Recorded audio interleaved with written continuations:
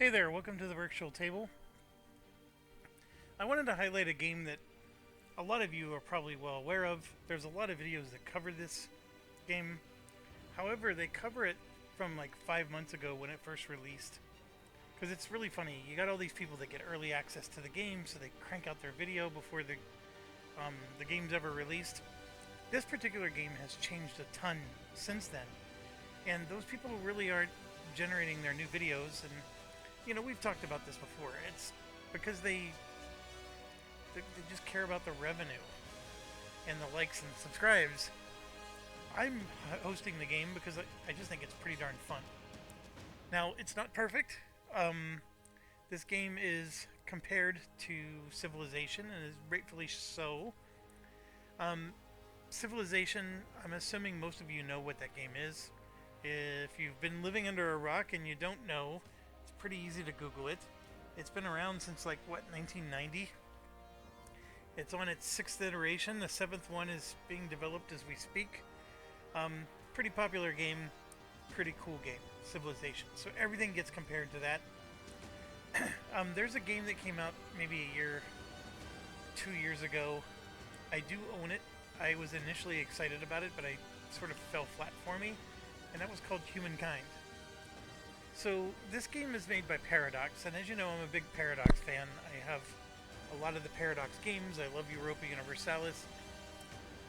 This one, and the reason I bring up Humankind is because this one is like a mishmash of the two, and then Paradox. I know Paradox is like the publisher. There's somebody else that designed this. Whoever designed this, they did some pretty unique things with this, and I don't want to spend a lot of time just talking about it. I want to just show it to you.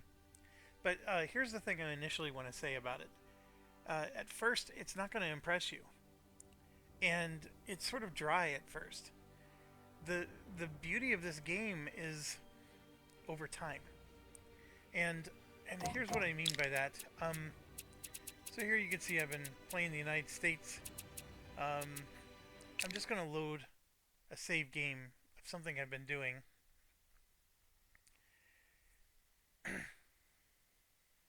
And the reason I'm doing this is I'm sort of like in the middle-ish of the game. Not even halfway, I don't think. But you can see here that we have... So I have my one city of Dallas. And it controls all this area. And then you have Miami here that controls all of this area.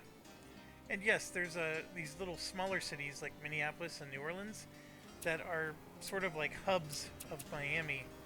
I know it's not geographically accurate, but it is a... So then Dallas has Sacramento and Lawrence, and then I have Zaragoza, and some of these are not American cities, of course. And then if I click on the little production icon here, this is all the things I'm producing.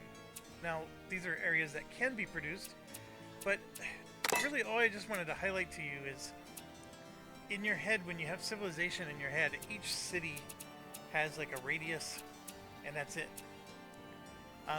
As you can tell, the radius in this game is, it expands forever and ever. And you even have like sub-cities, so it's actually called a town. So Dallas is the city, and then Sacramento is the town, and that town is a part of, like, think of it as counties. I know not all of you are from America, but so this is the capital of the region, and then these are all towns within that region. So, the courthouse would be here, but you live in the town of Lawrence. That's sort of how this works. And I wanted to show that, you can see there's a lot of numbers over here on the left. There's things along the top here. There's things along the right. And then you can see that the town, or the region of Dallas, has all these needs, and so forth. And it's very important for you to see this before we dive in and I show you the game, because this is where you're going to go to. Because when you start the game, like I said, it's going to look dumb. It gets good when you're at this phase. It gets really good, in fact. And just to also help, like this is like we're researching something. There's ages in this game. So you start off in the Age of Stone, and then we went to the Age of Bronze, and the Age of Iron, and so far this is following regular history. But then, well, Age of Kings was still regular history. Then we went to the Age of Intolerance, and that's where we are now. This is ahistorical. And you can see here that the Age of Tolerance goes to the Age of Enlightenment. That's our only choice. But sometimes you'll see boxes above it, like here, here, here, and here, and you can go to different ages. And there's sometimes there's prerequisites or whatever. But the cool thing about this game is that each age has its own set of rules. And so it's like a twist on humankind. Like humankind, you change civilizations as you went. And this one, you're one civilization the entire time, but when you enter a new age, the rules completely change on you. And I can't express enough how fantastic that is. And the other thing is, as you can see, I haven't researched everything from the previous age. And that gets into some of the weirdness of this game. I'm a little jury out on whether or not I care for it, but to advance to the next stage, you only need to have 3 technologies. Here you can see I finished one. I'm researching a second one. I can research a third, and then move to the Age of Enlightenment and leave the rest behind. Now you can eventually come back and research the old stuff, and there's reasons you're going to want to. But one of the toughest challenges in this game is balancing that. And we'll get into that when we start the game. And so here you can see the Age of Intolerance. There's rules for this age, and they have a Wikipedia that's it's okay. My biggest gripe with it is the Wikipedia only shows what's unlocked. So the next Age of Enlightenment has its own set of rules. We can't look up what those rules are. See, it only goes to Intolerance. And all the units that you see here, and all the spirits or all the governments, everything that you see is just ages that we've already unlocked. I can't see like what governments are in the future. So it's a bit of a gripe I have with the game, because like I want to be able to plan, and I can't. So anyways, I'm gonna go back to the main menu, and let's go ahead and get started here. We'll do a new game, custom game. First thing to understand is that there are a lot of civilizations in the game, and you might think that's great. There's not a single dang thing that's unique about them. So it's a gripe. The only thing that's unique is the names of their cities. Now, you might have seen that like some civilizations had, you know, certain bonuses, while other ones had different bonuses. You can change them. And yeah, they're gonna all have random starting bonuses. The difficulty levels, I'm playing at Adept. That works for me.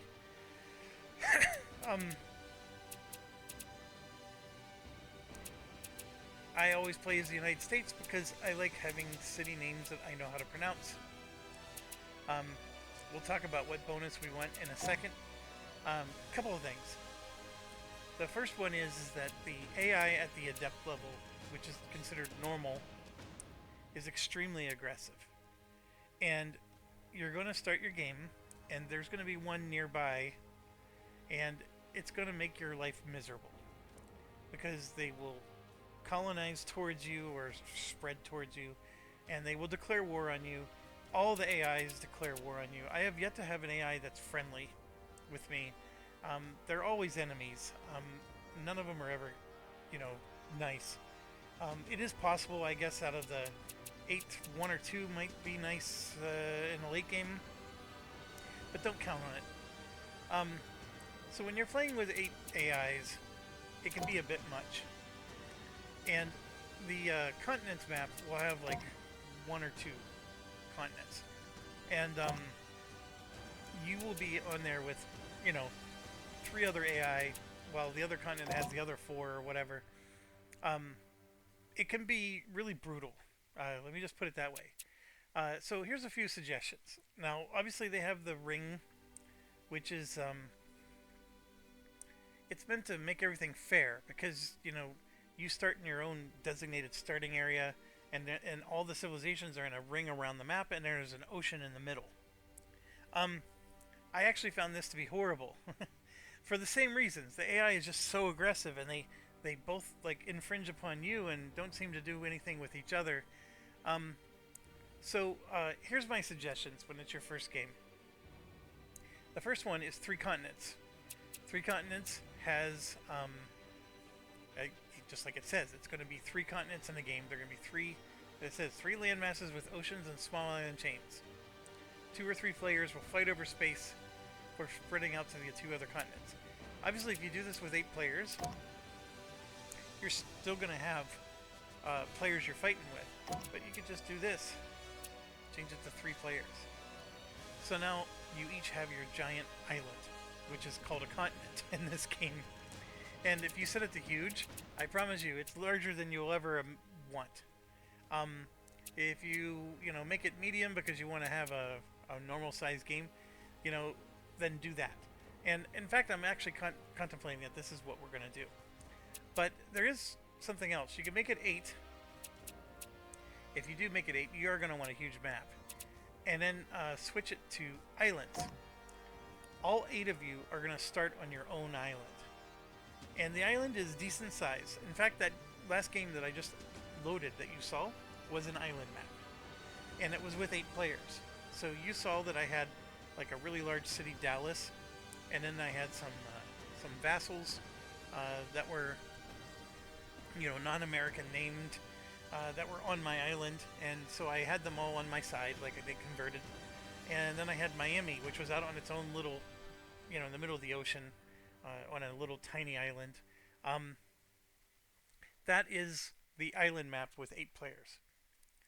So I know people can spend a lot of time at this stage talking about various things, but the biggest thing I wanted to talk about is so the game, remember how I showed you, like, we were in the Age of Intolerance, I had to research 3 things, and then I can unlock the Age of Enlightenment. Well, when you start off at the Stone Age, or any of the ages, it's a race. It's really weird dynamic to this game. It's a race. The player who researches the technology the quickest and unlocks the next age gets to decide which age we go into. So there's like, we're in the Age of Intolerance because I actually lost the race. I was ready to unlock the Age of Exploration, for example. And I was actually trying to get the Age of Exploration unlocked. I was like 10 turns away, and the AI beat me, and now we're in the Age of Intolerance. And so all the players end up going into whatever age the first player who finishes the research tells us to. And some of the ages are horrible. Like, there's an Age of Plague, where there's just plague spreading all over the map. And so when you're playing an 8-player game, you're racing against 7 others, and that is really challenging. And I just want to stress that to you, that on your first game, you may be tempted to say, hey, I want more civilizations because I want more. More is better. In this particular game, having 7 other civilizations racing against you is not better. It's much, much worse. And at the adept level, I can win and beat all 7 others at the race. The thing that we're going to get into is sometimes I reach a point where I'm like, I don't care about the race anymore. And I sort of let the AI just choose wherever we go next because I want to focus on something else in the game. And that's some of the challenge, the gripe. I don't know. Sometimes I don't like the fact that this game feels like a race, and sometimes I want to turtle. And the thing is the game will let you turtle. It's just that you got to be okay with these other AI choosing what age you move into, and that's the key. Okay, so we're gonna go and for the purposes of the YouTube thing, I need to do a smaller map because a huge map is a very large game. It would take me hours and hours to finish. So let's do a 3-island medium map, or 3-continent. And I don't play this very often, so This is going to be a little bit new for me, but this is a great introduction to the game. Because now I'm only racing against 2 other AI on choosing what age we go into, and it allows us to pace ourselves a little bit better. I don't care who they are. For us, though, there's a lot of choices here. Anything that says age 1, these are bonuses you get in the first age. Age 2 are bonuses you won't get until the second age. And a large part of it is because these things you don't get engineering experience until you hit age 2. There's no such thing as engineering experience in age 1. Well, there might be, but it's an extremely... Oh, excuse me. It's an extremely one-off situation. Like, you hit like a hut and they give you bonus technology. And there's even one for age 3. I can tell you, even from the Civilization playing days, you take bonuses that benefit you at the start. Anything that gives you bonuses later than the start is not worth it. And and maybe some of you have an idea that I don't, that I'm not thinking of, and I would love to hear it, but I don't particularly care about any of these. Now, this one here, though, is an interesting one. When you go to age 2, yeah, so when you think about Civilization or any of these games, this is just saying, hey, you're going to start the game with a warrior unit. You're going to start the game with an archer unit. Like, this is all standard stuff. And then innovation is a new concept in this game. We'll get into that in a second. Improvement points replaces the workers that move around and build things.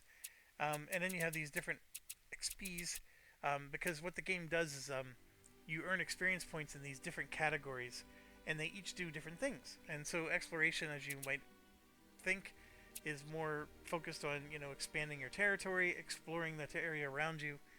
Warfare is going to be more military, etc., etc. So regionals, remember how I told you have a regional capital? The capital will generate extra food, extra production, etc. So these can all be really good. I would say that the food and the production are better than the other ones, but I don't want to... The influence might not be bad. There might be a reason you want to take that.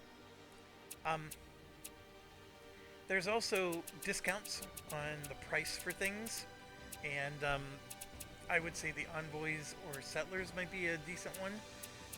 And then, of course, there's extra bonus movement points. The world's your oyster. There's a lot to choose from. This one, leader units having extra tactics makes them more powerful. It makes your armies more powerful.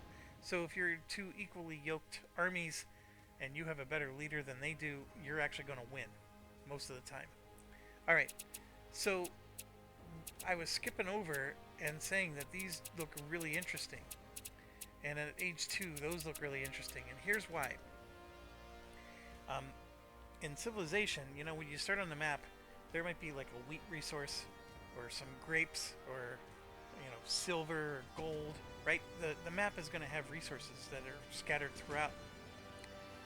The really cool thing that this game does is you have a unit, I'm trying to hover over it here, that will let you put a wheat wherever you want. So once you've found your first city, this unit will put a wheat right near your city at any location you choose. It's a unit you actually move around the map, and then you say, hey, I want to build a wheat here, and then boom, you build a wheat. Or you can build a marble. So this is basically food, this is production. But it's specialized food, specialized production. I think that is fascinating. And so basically you can guarantee you're going to start the game with a wheat near your city. Well, these ones are the age 2 version of it. So here you can have grapes, rice, olives, cotton, or flax. Or over here you can have game, cattle, sheep, or llamas. I do think there's some power behind that, but I'm going to go with homeland plus culture. So our homeland region, so only the region we start with, is going to generate bonus culture. And I know this doesn't mean anything to you yet, but when we get into the game, you'll see how that plays out. So let's see, I am 20 minutes in. I did ramble a bit. I apologize. So let's get going.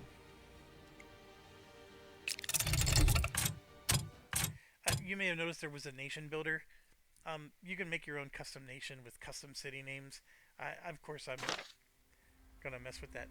Um, so every time you start a new era or age, they're gonna give you instructions. Like these are the rules around that age, and there's multiple pages. You can click Don't Show Again. I don't recommend doing that until you really know what you're doing. I'm okay with this popping up, and I just hit OK for now. And then of course there was two of them. And so I'll explain the rules. So the rules for the age are always these little things up here. So all nations begin in the Age of Stone. That's rule 1. Build and command your first units for combat exploration. And then there's build your first buildings and improvements together. Yeah, so it's, of course, it's the Stone Age. This is what you're going to see that's different from most of the videos that are out on YouTube, because the original game did not start in the Ice Age like this. This is a expansion pack. The whole world is frozen but thawing out. So over time, all the ice is going to thaw out, and then it's going to reveal whether it's a grassland or something else, like plains, etc. And some of them are going to thaw out and be super bonuses, meaning that they're going to have like 1.5 yields. You just don't know what those are yet. Now, the other thing to understand, your army list is here. We're going to start building a list of stuff here, because if you remember from my loaded save, there was a whole bunch of resources and experience points here. Those will all display over here on the left. As you build cities, you're going to have city info up here along the top. This is your improvements. So you don't build workers like in Civilization. This, you just earn points. And so if I want to build a hunting camp, for example, it's going to cost me 6 points. And so I can just click on this, click on the hunting camp, and place it anywhere on the map within my region. Or I can click on a spot like this, and then if it was within my region, there'd be an option for me to build specifically there. The other thing is the mini-map is just like most games, but I do want to highlight a few things. First of all, this here will toggle the output for a particular space. It's just that we don't have our regions built yet. And then, yeah, so let's build our first city, I think, because this is really not being very helpful at the moment. Okay, so I'm going to zoom in a little bit, but here you can see you have your various resources. There's a lot of them. It's pretty normal in this game. One of the things I like about it, it's always very generous with resources. This is awesome. You know, we got lots of great resources. A lot of game, a little bit of rice, some olives, and some cattle, and sheep, and then fish. Okay, so this here is your typical warrior unit. So I'm going to go ahead and have them start exploring. Go like that. And then this here is your nomad settlers, and then a warrior unit that's protecting them. Now I'm going to do something that might embarrass me. I always leave them unprotected because I need to explore, and this could backfire on me big time, and I apologize to you because, you know, obviously one of you would be like, why would you do that? Okay, in the Ice Age, there are 3 things that you want to do before you settle. This is the settle button. So it's not going to let us create a town yet because we're nomads that are walking around. We're not, you know, at the point where we want to settle yet. So how do we settle? Well, you settle by satisfying these 3 conditions. So this condition is, it says scavenge forest. So we got to move them into a forest and scavenge it, and then we'll gain experience. This one, which we can satisfy now, is we just have to scavenge anywhere that's frozen. Well, the whole map is frozen, so we're standing on a frozen spot right now. And then the last one is to scavenge hills. Now, hills is a little challenging because I don't think I see any hills on the map yet. So we may have to find some. But right now we're just going to stay where we're at, and we're going to go ahead and scavenge the frozen area. So we go ahead and do that, and then we gain leadership. So here's where we can start getting experience points. And you can get warfare or government, and I'm going to choose government. And then boom, look at that. This domain thing shows up, and it shows that we have 5 government experience points. Now, we can't use these for anything yet. If you get 30 points, you can use it to spawn a settler. But they're also used for other purposes, and it'll make more sense as we go. So now that I've at least done one of these 3 things, I can actually build my city right now. But I don't want to. I want to wait, and we're going to go into the forest to get our next set of experience. And now we could, like I said, because remember, you're in a rush, right? It's always a race. We could build our city right now with foregoing the other experience opportunities. And then once you build your city, you're starting to do your research and all that stuff, and you can maybe get a jump start on those other civilizations. All right, I'm going to go ahead and turn. All right, obviously it was very fast. There's only 2 other players in the game. There are barbarians in this game, and they are painful. You do have to take them seriously. Here you can see a place thawed out already. 2 of them, in fact. So we're just going to continue our walking around. And the biggest thing is I need to find some hills. So this is at the swamp. It's not a forest, but you can see it already thawed out. And then we're near the edge. So haven't found any hills yet. That's very bizarre. Alright, and then yeah, we're going to go ahead and walk up here. And you need to have movement points sometimes. So right here you can see in the X, there's an X right here. Has any moves remaining? There's none left. So we got to wait until next turn. Alright, continuing to look for hills. Oh, we found, this is like the equivalent of like a village hut in Civilization. So we found basically a woolly mammoth. And so we can spawn one that'll actually be on our side. It'll be like a fighting unit. Or we can just get 10 experience points.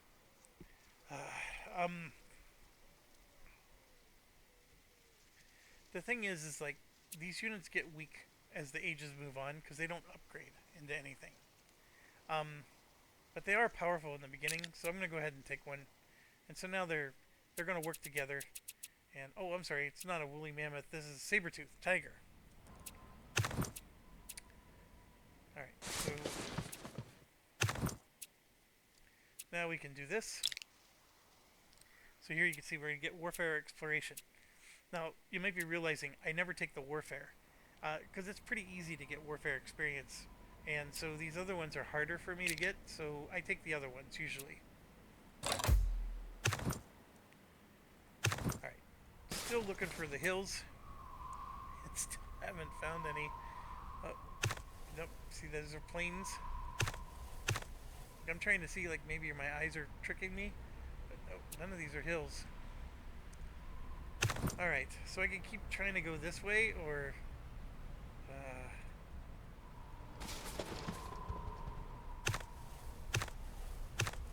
I may not find any hills. I don't know if I want to waste too many turns. Like, this is an awesome spot. Look at all these resources. I think I want to get my city founded and just get rocking. Now, I think this is a good spot, and so is this here. This would be a little closer to everything. Yeah, look, we're going to go ahead and go there. And then let's get our city. So we got New York. Alright, so we get 65% population growth. This would have been larger if we were able to do all 3. So the game does reward you for being able to do all 3 things. It's just because there's no hills, I didn't want to waste time. And this is a really challenging thing. This is research points, the knowledge. So right now we're going to pick something to research. We'll have 5.2 points towards it. This will help you with the race aspect. There's culture. Now remember, I took a culture bonus, so I can capitalize on that and get even more culture. Or I can just give myself production points to help us crank out a building. And I'm going to... I like... 5.2 knowledge is actually a lot. Only getting 2 points right now. I am going to take the 13 production though. And then this is another tough choice. So now you got to choose what kind of government do you want. And so we can choose a tribal government, which it says they cheapen vital resources and defenses in developing your nation. So here you can see you'll get extra food, like out of nowhere, extra knowledge, so research, improvement points, and you'll spawn a warband. Very cheap, very efficient. Or you can do a band society, which has a little bit more points, so it's a little more expensive. But you do get a scout cavalry, an archer, um, and then another nomad band, which is like a settler, but you could actually do those three things again. And I actually really like this band society a lot. Um, I very rarely take the other one now, so I am going to choose this one. And so the band society is here underneath government. So what does that mean? Well, I can spend government points to spawn a settler, or I can spend government points 6, 14, 20 to unlock these things. And you can see there's little padlocks, so you have to get one of these in order for these to be unlocked. And yeah, frozen. New York is still frozen everywhere. Right now, it needs food, and we're at 150% of its needs. Now, how fast does a town grow? It's based on your needs. So if we can get this to 200%, the town will grow, or the city will grow as fast as possible. So right now it's close, but not quite. And here you can see it'll take 3 turns to get to. That's what the little 3 there means, to be able to grow. Now there's a helper for showing you what to build, and for the different types of experience, and we'll get into that in a second. So if I click on New York, we have 1 worker. These would be idle workers up here. We have 1 worker that's working the frozen plains, and he's making 1 food. So I don't know why he would do that. I would at least put him here, and now he's making 2 food, and look, we're at 200%. Or you can put 1 on the water, and he'll make 1 food. Because, let me show you real quick. Here we go. So this little hammer here shows that 1 food is generated at each of these locations. And it's only showing me what's in my region borders right now. Also, I'm generating what's called influence. And those influence is how the city spreads. So here you can see we're generating 0.26 points of influence in each direction. And it's going to take 36 before we expand into this hex. It's going to take only 19 to expand into this one. So some of them are more expensive than others for us to expand into. And when they do, you'll just see the city will start to spread like an amoeba. And the more hexes there are, the more the influence gets divided. So if you take this 0.26 and this 0.26 and you add them all together, that gets you to your total influence. So our total influence is 2. That's what this is, the little crown is. So that's 2. So it was divided by, what is this? 1, 2, 3, 4, 5, 6. Well, actually, it's all these 1, 2, 3, 4, 5, 6, 7, 8, 9, 10, 11, 12. So 2 divided by 12, that's where you get the 0.26 from. Now, this is domain points. So our capital city is producing 2 government experience points. It is producing the 2 influence. It's producing 1 worker point, which is improvement points. It's producing 3 wealth, which is like gold, universal money. It's producing 2 research points, which they call knowledge. We have 15 production. Don't get excited. That's because I chose to give myself a production bonus this round. This is going to drop back down to 2, as you can see. It's plus 2 from the government and plus 13 from miscellaneous. So I gave it 13 extra points. We are making 4 food, which is good. That's why we're at our 200%. And we are generating 3 culture, which I haven't talked about yet. But you can see here, we would start the game with 2, but because I chose the starting game bonus of plus 1. So we're actually getting 3 instead of 2. So we're at 1.5 times on the culture. Sorry about that.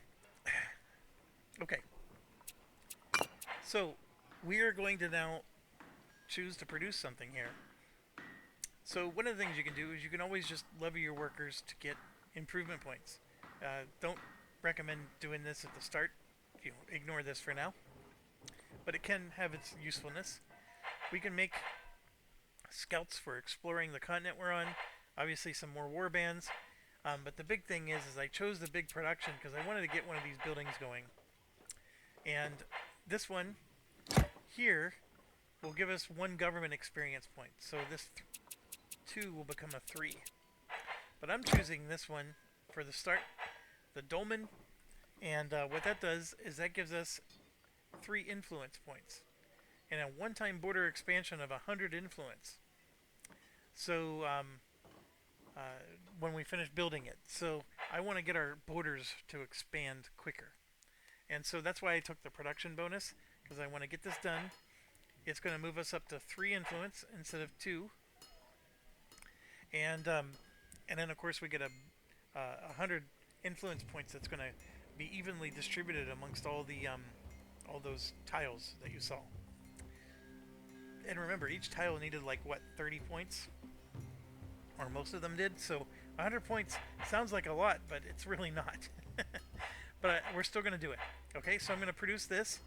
This 15 research points will get applied to it, later. I don't know if that 6 represents the 15. It says it takes 25 production. So we're going to put 15 to it as soon as we hit end turn. So then there will only be 10 left. And then this is going to drop down to 2.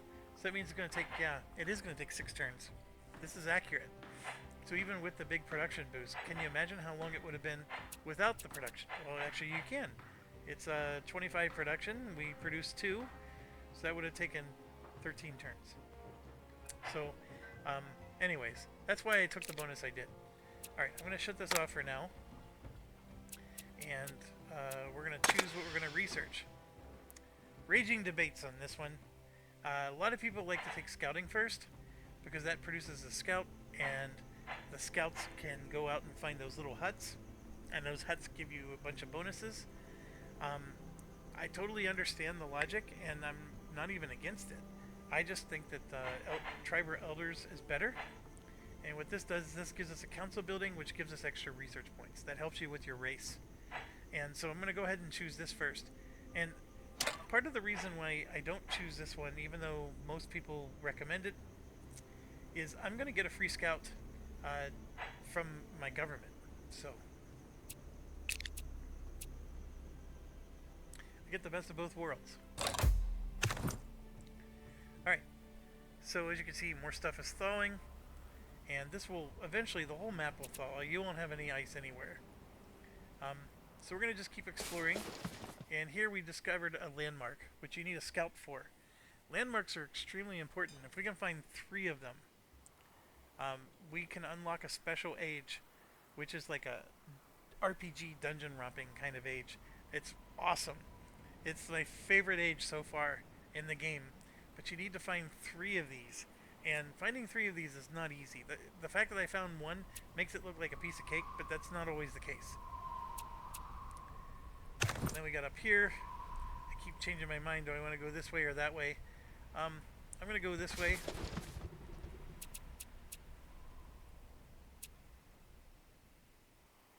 Then, yep. See, we got 7 government experience. So 2 of these are unlockable. And I'm going to choose the one that lets me... It's going to reveal 2 tribal camps, which are those magic huts. And we're going to reveal get a scout. So I'm going to go ahead and take that. So you can see on the mini-map, tribal hut way down there. Another one up there. And then we got ourselves a scout. And the first thing I want to do is let's go up and discover what this is.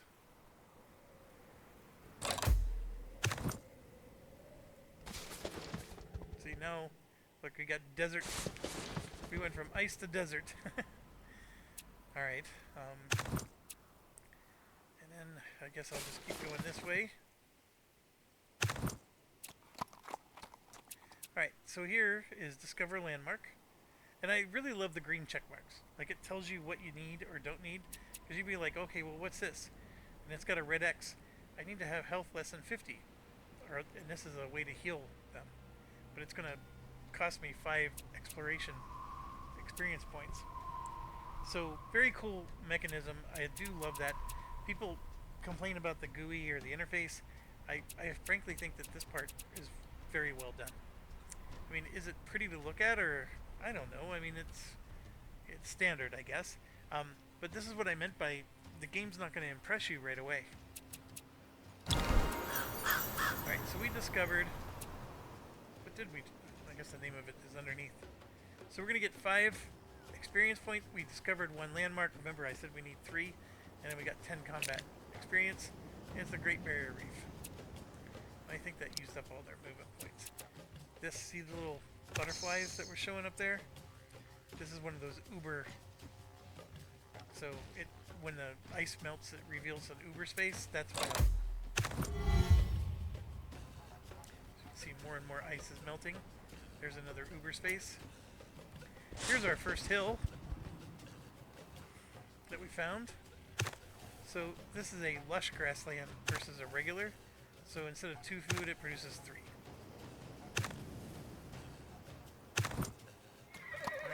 And then we found,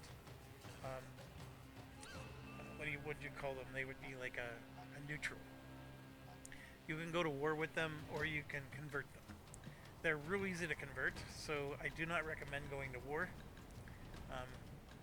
It pretty much makes no sense to go to war with them. And another goodie hut. So we can get 50 gold or 5 production. I will take the 5 production. And you can see there's a couple lush areas that are popping up. And here we go. We got our first culture power. Now, this is the thing that I gave ourselves a bonus for. So this little bar fills up. Now it's completely full. So I get to take one of these things for free. We can create a town, which will grab a spot, and then it'll also produce influence, so we can expand around it. We can do Eureka, which is going to give us 5 research points immediately towards whatever we're doing that helps us with our race. But the big one here is local reforms. Boost regional efficiency by 125% for 8 turns. Now, 125% is... They sort of debuffed this. It used to be 150 when the game first came out. And it's largely because it's just too powerful. But here you go. So, if you just pay attention to a few things, like we're producing 2, 3, 2, 5, 7, you know. Do your best to memorize as much of those as you can. We're going to do local reforms. And then now you notice this jumped to 3. Some of these didn't change because 125%, it's just a... So you can see, like, right here we're getting a 1.25 bonus from the homeland. So, it said 2 from the government and 1 from the homeland. Now it's 2.5 from the government and 1.25 from the homeland. So, this is technically a 3.75. And then instead of generating 2, we're now generating 2.5. So everything improved. All of these. Like, even the production here. Instead of 2 production, we're now getting 2.5 production. Instead of 2 research, we're getting 2.5. So what it did was it boosted everything in the... And here it's showing that we have 7 turns left. So that boost is going to apply to all of our resources for 7 turns. And it's also boosting our food here. Because you may have noticed this used to say 200%, but we grew. Now we're a size 2, and in order to go to size 3, we need to have more needs, and so we're not at 200% anymore. And you can see we got a guy here. I don't know why he keeps going on the ice, but we're going to go ahead and do that. That at least produces more. I'm pretty sure the ice probably, once it thaws out, it'll be better, but it hasn't thawed yet. There you can see more stuff thawing out. And we found another neutral. And yes, you might be wondering, is it possible that you're exploring too far away and barbarians are going to start popping up? Yes, they absolutely will. And it's the hardest thing to balance. Because you do want to explore and grab these goodie huts. I'm pretty sure that the continent is ours, meaning we're not sharing it with any enemies. But there will be barbarians on this map. Alright, so we did our thing. We went through all this trouble. We actually finished our research, or our production, sooner than the research. Because we wanted to get this council going. Because we keep getting production boosts. So what I could do is build a cavalry or scout. I don't know. This is not a bad thing either, so we'll go ahead and get that started. And here you can see we can unlock this one now, which gives us defensive bonuses against the barbarians and the animals, and also we got an archer now. The archer is really nice. We're gonna move it out this way to try to merge up with these guys.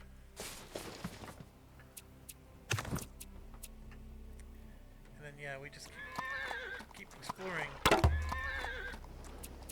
for sure I want to take this, because we want to unlock as many of these as we can. This one is good, we get another culture. That one would be nice to get. I need 6 more. Where am I at? Generating... I'm at 14. Generating 2.5. It's going to take me 3 more turns.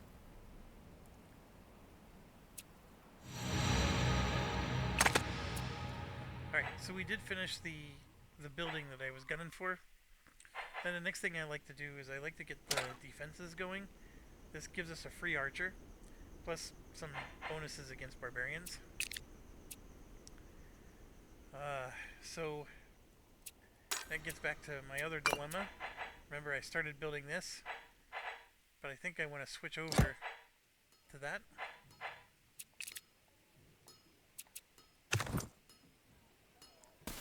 Alright, so we got our little neutral here.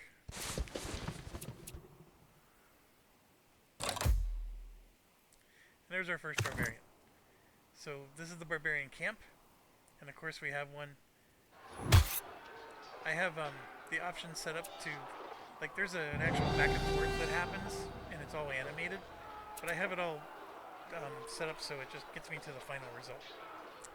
So final result, this guy, and you can see he's a line unit, which are the front-facing units.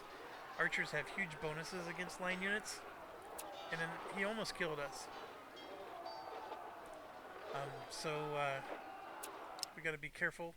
I mean, well, actually, it was our movement points. So what I can do is I can move him up into the mountains. We're going to get a defensive bonus up there. I could do this to heal him. I don't want to. And I'm going to click on this, which is basically a rest until healed. Try to heal each round. The barbarian unit usually will keep attacking you until it's destroyed. They're very, they're not self-preserving.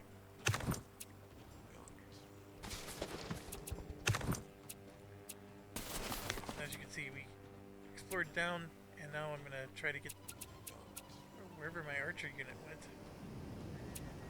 Here it is. We're going to try to get these two to meet up.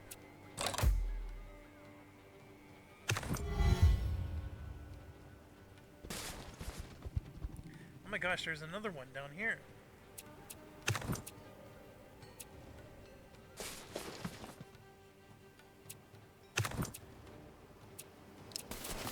Alright, so still loosely trying to get them to meet up.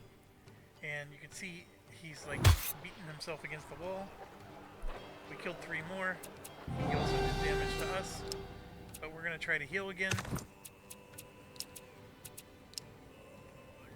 And then, yeah, I'm holding out. Alright, we got a culture power. So New York has 3 more turns left. So I don't think I would benefit from... I can raise an army now. We got a new option that'll spawn 2 war bands. This, like I said, all that would do is revert it back to 8 turns. But I could do a create a town, which will help us expand. It does need to be done eventually. It's just that I don't need the town yet. Now, the town also gets bonuses on the stuff that's around it. So there's different types of towns, and see, the game, I can't even show you right now because the game doesn't reveal it to you until later. But for example, if I had a town that was here and it's surrounded by these 3 woods, I can call it a lumber town. Or I can put a town, if it's surrounded by a bunch of fish, it's called a coastal town. Or you can have a farming town. And I never remember if the game counts as farms for the purposes of farming, but I don't think it does. I think a farming town would be the grapes, though. Any plantation or farm. So you want to be able to put towns in strategic locations, because if you have a specialized type of town, it'll generate specialized things. Like a lumber town will generate a lot of production for you. And then, of course, if there were hills around, we could have a mining town. So I don't want to do a town yet. We're going to do Eureka, which just made our research go quicker, so it helps us with our race.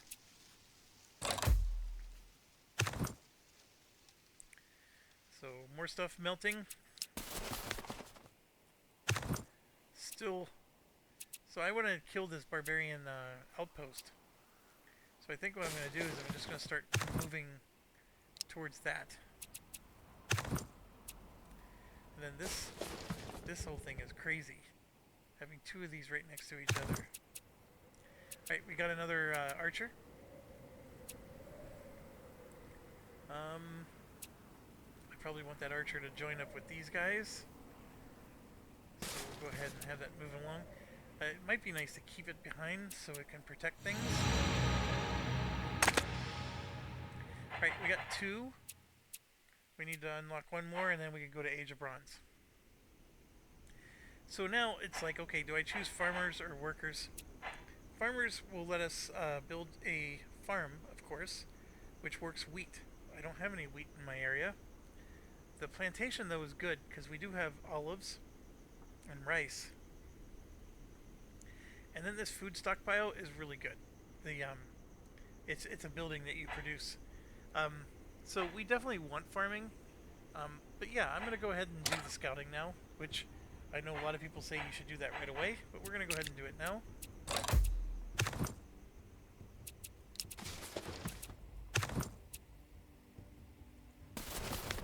Oh, there's a goodie hut.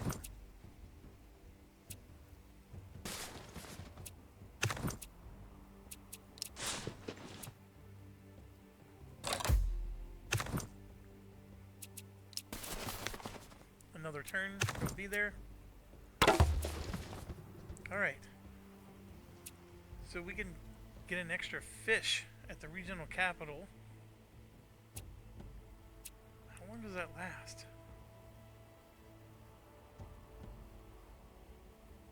Oh, it says it right there, 4 turns. I'm sorry, I need to read. Plus 1 fish for 4 turns is just a temporary boost to my food. That's not as good as this. So we're going to go ahead and do that, and now we got our 20 we need. So that's going to give us 10 knowledge, and boom.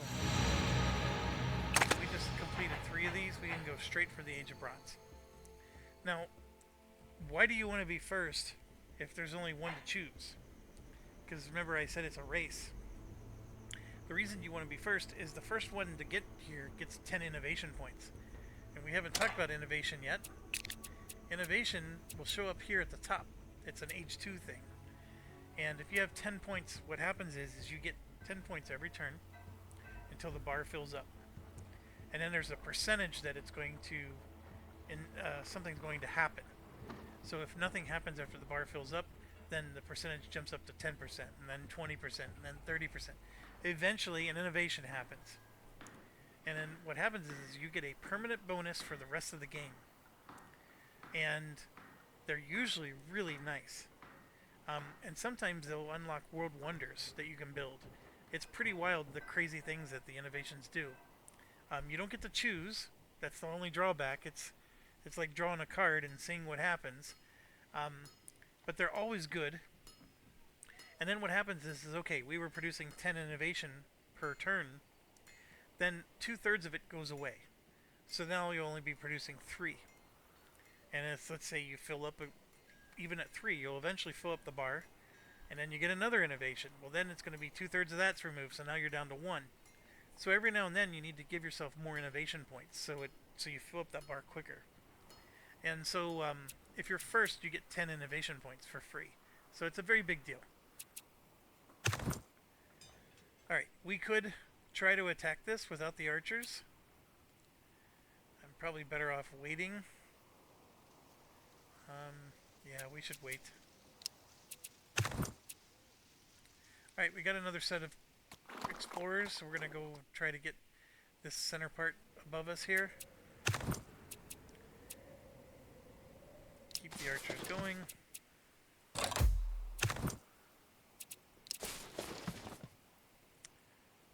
Alright, looks like we're at the end. I'm going to go ahead and start coming back. Alright, so this jumped to 29, that's your strength. And we don't have enough movement points because he's out of movement. So as a group, we can't attack yet. But we will be able to soon. And you can see this guy's still healing up. They do heal up quicker if you're back at home. And there are a lot of neutrals. Boy, we got another one here. Carcassonne. Alright, so a lot of forest up here.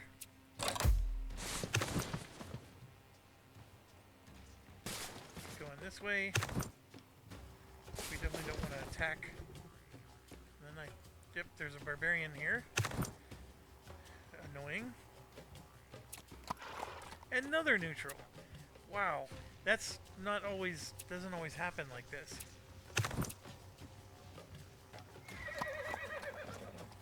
Alright, so there's another one. Wow.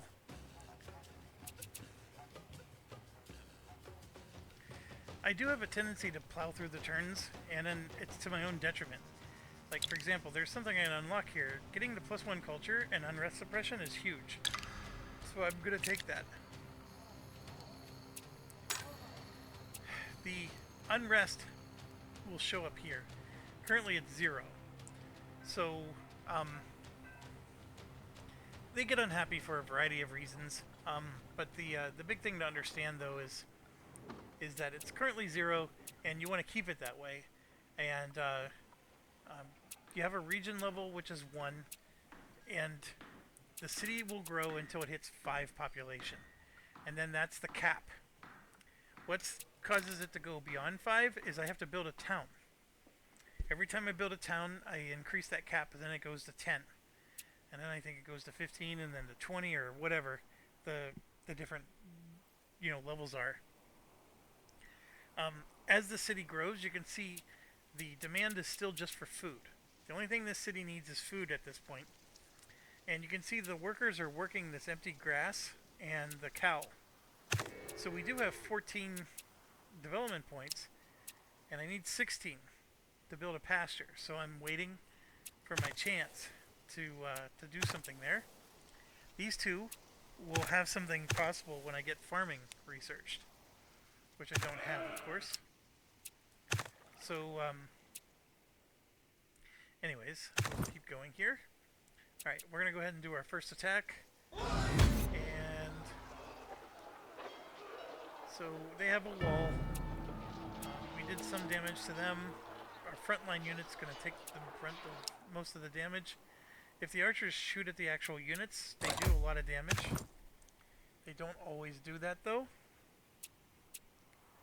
Alright, so we got a rather large continent. We did a medium map, and look how large our continent is. Think about if you did a huge map. Yeah, there's a lot going on here. We have a lot of land that we're not sharing with anybody, so we could have done a smaller map. And my apologies there. Like I said, I don't do this very often. Yeah, we're just continuing to explore. I'm gonna go across this desert here. that. I'm going to go ahead and spawn the warband. I'm going to move him to join them down there.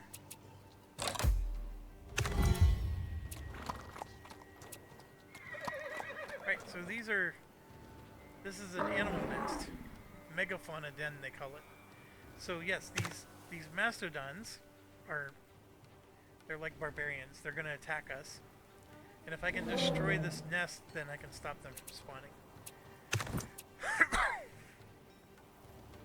Oh, I'm moving this guy the wrong way.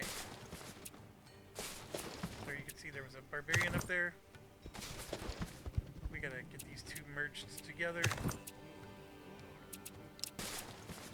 Keep him going that way. It's probably not a bad idea to merge. I know there's a lot of land to explore, but these guys by themselves aren't going to do well. Alright, we got another culture. And I think we want to do our local reform. We are at 4 population. We should probably think about a town. Let's do the local reform first.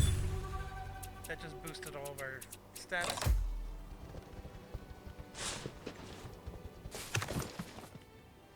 Alright, so here you can see they did quite a number on our unit. We're going to go down.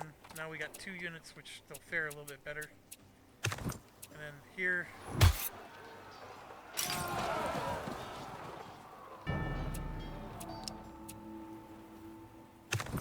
going to be able to move up 1 space.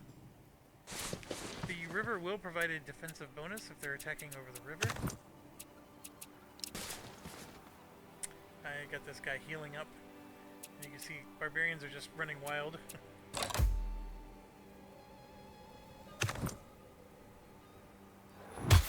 Going after my scouts here, and yeah, this guy is tough, so I do need them both. I don't want to spend points to heal them yet.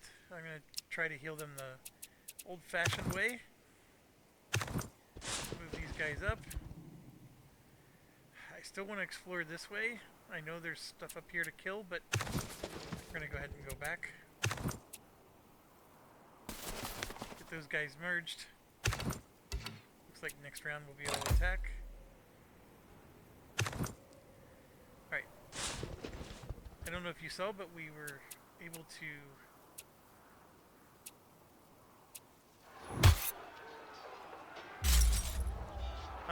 and just to explain, 2 combat experiences earned because I had 2 units. And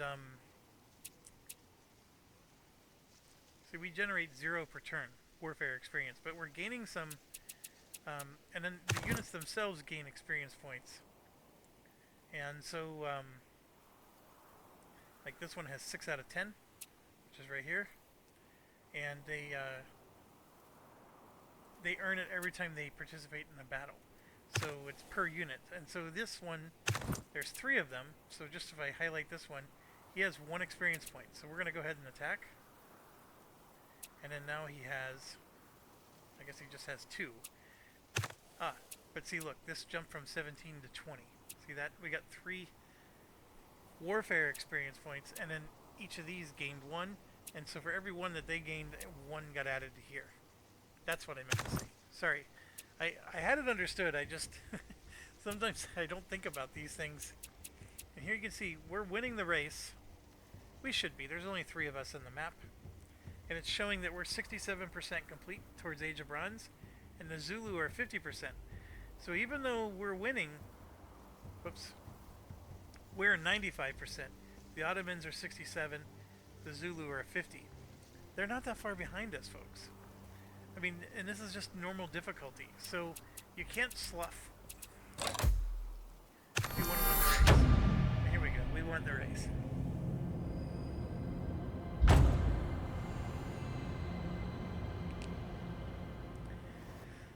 So, we got new national spirits. Vassals integrate twice as fast. Barbarian warlords, which are just heroes, they're a lot tougher. Innovation and chaos. Chaos is like the the opposite of innovation. We gain points until something wonderful happens, and then 2/3 of it goes away. Chaos is you're gaining points until something horrible happens, and then 2/3 of it goes away. Trade and diplomatic envoys are available, and this is what we are really looking for. And look at this. It says we're the second nation to enter this age. That's baloney. So that means the AI did something to pass us up.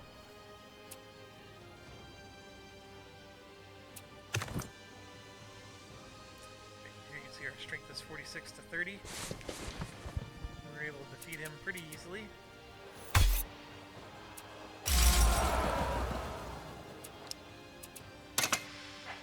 Okay, we got a lot more technologies to choose from. We got these old ones.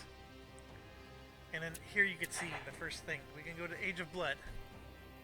You have to kill 6 units from other nations, and it has to be real player nations. The Age of Heroes. If we discover 3 landmarks, it actually unlocks D&D stuff, where you could go explore dungeons and kill mythical creatures and gain like hero legend status. Or the boring regular history. Gotta research 3 of these.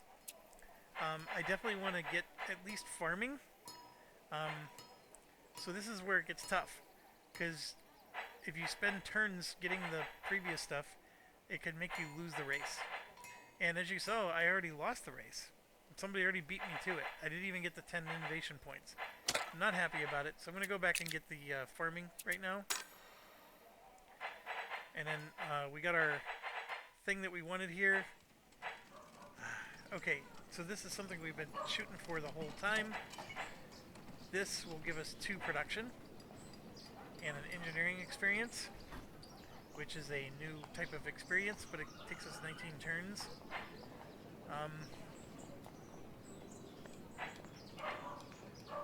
This will help us have, when barbarians start attacking us, we'll be a little bit stronger. It gives us exploration. I'm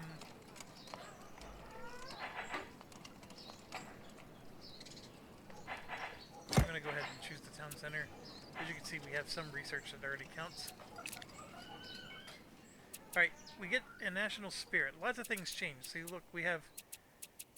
we actually do have 10 innovation. It said that we were the second.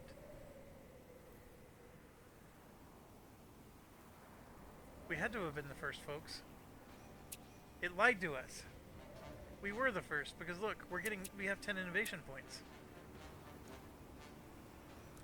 I did absolutely nothing to earn innovation points. So, yeah, that was some kind of weird... It told us we were second, did it not? Alright, well anyways, so now we get to choose a national spirit. You can see H2, H4, 6, and 8. There's a lot of ages in this game. Each of these completely change the way you play the game. So much to talk about. First of all, remember how we spent points on the government. So we got 30 more points here and 25 points more there. Once we get all these points spent, we'll have unlocked everything in our government tree, blah blah blah. And there's bonuses to be had. Well, when you get into the spirits, it's the same concept. This will spend diplomacy points. So for example, if we choose the Olympians, it spends diplomacy points. And then we get all the way to the end, blah blah blah. And these are completely different. Totally changes the way your game plays. And it's one of the reasons why I told you, like, the game starts off looking stale, but once you get here, you're like, oh my gosh, there's so much possibility. And there is. And so, okay, real quick. The Olympic Games is all about diplomacy, and you host the Olympic Games will get you all kinds of experience points, which is very powerful. It's more powerful if you are highly into diplomacy with the other players. We sort of chose, there's only 2 other players in the game. It's not a very strong one for our current situation. The messengers generates wealth and diplomacy from livestock, using them for diplomatic actions. So again, you spawn these little messengers that I actually never played them before, but they, and then you even unlock this thing called Tambo that temporarily boosts the movement of units. Okay, so I'm not a big fan of using a diplomacy one this early in the game because diplomacy experience is really hard to get right now. So these tend to be very slow. Now the God King Dynasty and the Mound Builders are very interesting. Engineering's another one that's hard to get points in right now. These guys, you need to have marble near you because it's all about quarries and stone cutters. And as you know, we have no hills near us at all. I did, by the way, find marble right here. Right here's some marble. But we're way over here, and we don't have any of that. So probably not the best choice. The Mound Builders, I never played them, but they are interesting. You can make these burial mounds, which generate extra culture. And they have to be built on grasslands, which we have. So, and then you get you could get extra boost in food. And this gives you extra air unit capacity, which we don't have. But even like this one here, sanitation. To get sanitation this early in the game is really hard. So this can be quite nice. Both of these are really good. Warfare experience is easy to come by because you're always fighting barbarians. So it's real easy to crank these up. Now, the difference between the two is that the raiders tend to be, you're very aggressive with them, and as you can see, it spawns raiders constantly. You're making, like, it basically gives you a swarm of raiders, and then you need to have 10 of them to be able to unlock the last thing. And this social fabric, it drives you nuts, but see, you don't use them until age 5. But getting a social fabric is important.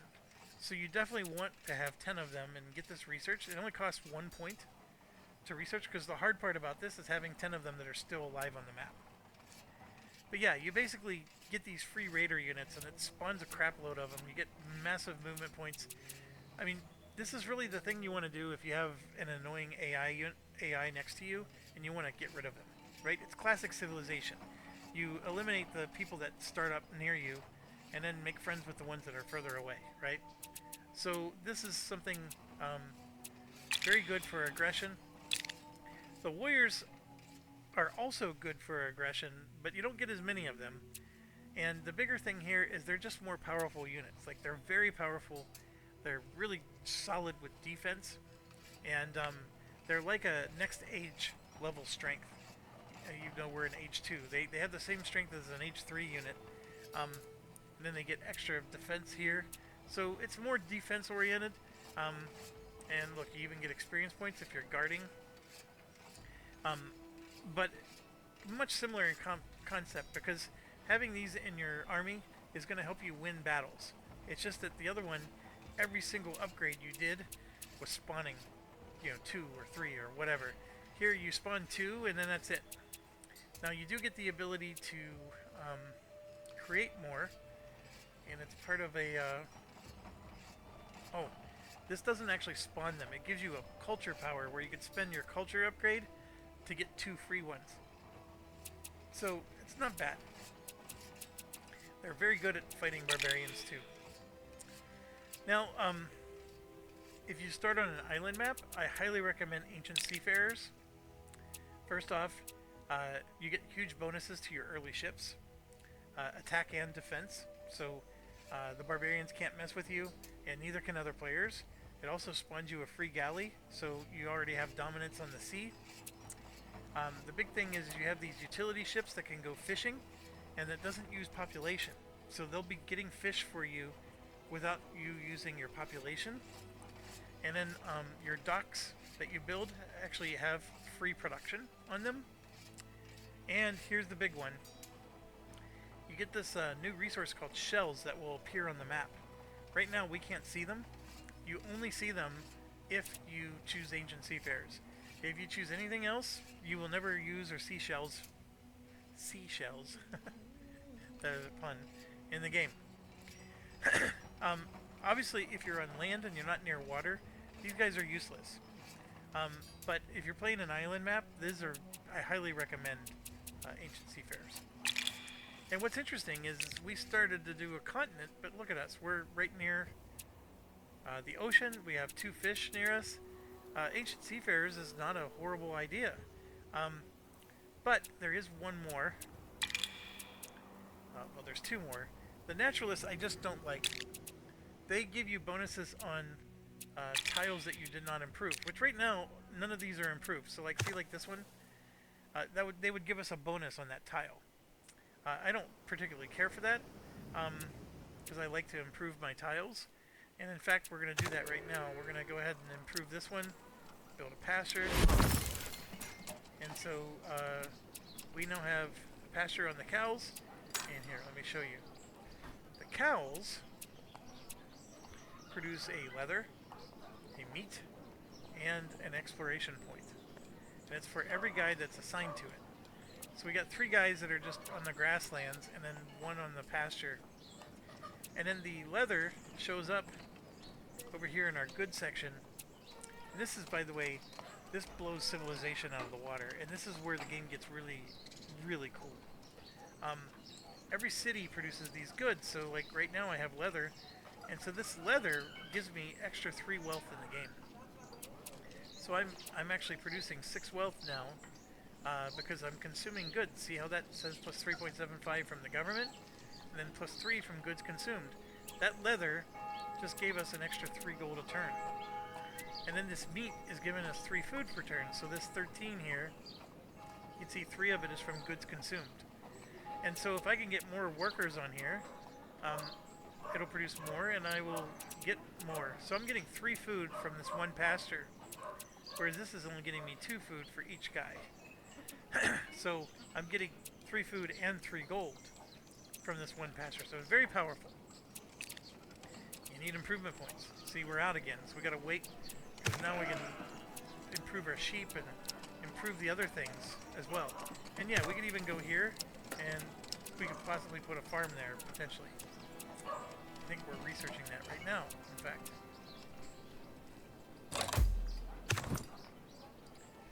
Alright, so we got our 3 units. I want to grab the hut first. Oh, I never took one. Hold on. Definitely take it to diplomacy. We never took one. Alright, so we were the first to get here. So we're going to get 5 points. If we let the other players choose, then some of these will give 0 points. Because if they choose the Olympians, for example, we can also choose the Olympians, but there'll be no bonus points for us, because somebody else already chose them. The bonus points are for the ones that haven't been chosen. And the amount of bonus points you get goes up every time another race makes a pick. So if you're playing an 8-player game, and you decide to turtle, and you're like, I don't care, you guys go ahead and rush for the next stage. And you take your time getting here, and all 7 other AI players pick them here. Now, one of the drawbacks is, if you pick one of the same ones that they did, you're going to get no bonus points.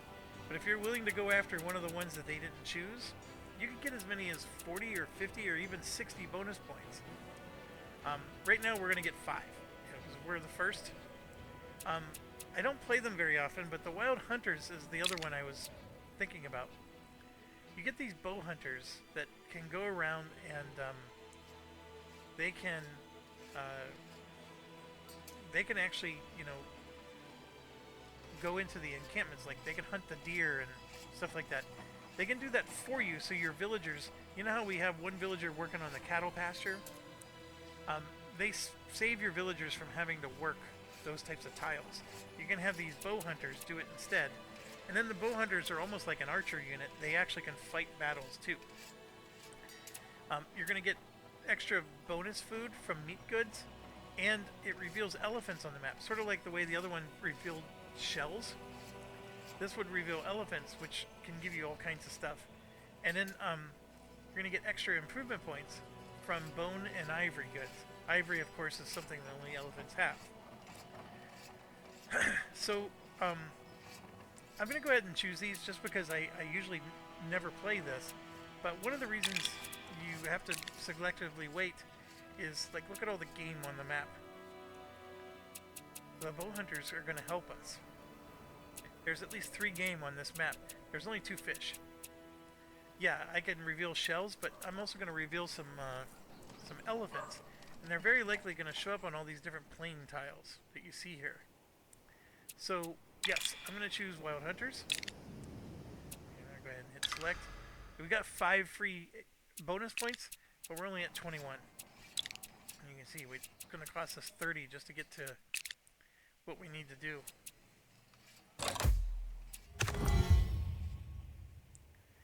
Alright, another thing to point out. We have this little red, it's called the build helper. So we just said we want to do bow hunters. So I click on this, and it's showing me that if I build a pasture, I get exploration points. If I build a dock, I get exploration points. And if I build a lookout, I get it. So it's showing me what types of things to build that'll give me exploration points so I can move up the track.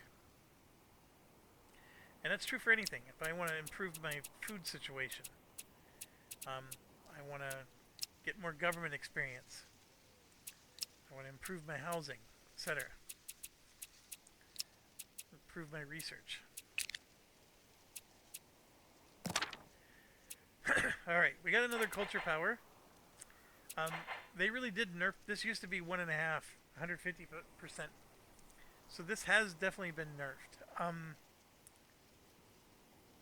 going to go ahead and do it though, because the 25% is still good. Alright, so we finished our farming. Workers is the only thing left. It does give you an extra 8 improvement points. I feel like I'm falling way behind here, but I'll go ahead. Let's finish it up. And then, yeah, I need to heal up a little bit here. I have these guys healing.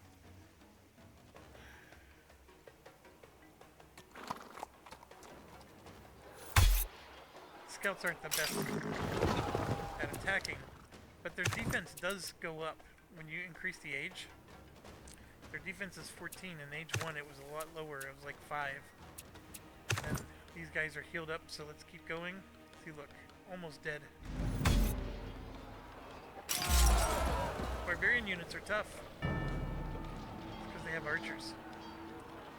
But we did damage, and yeah, now I'm going to have to heal again.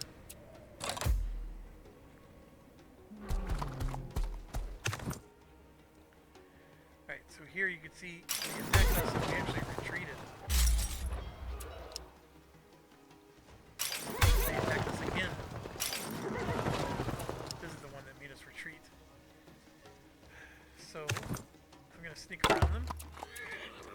And look at that. 10 innovation is really nice. 10 culture would also be nice. I'm going to take the innovation. You don't get that very often.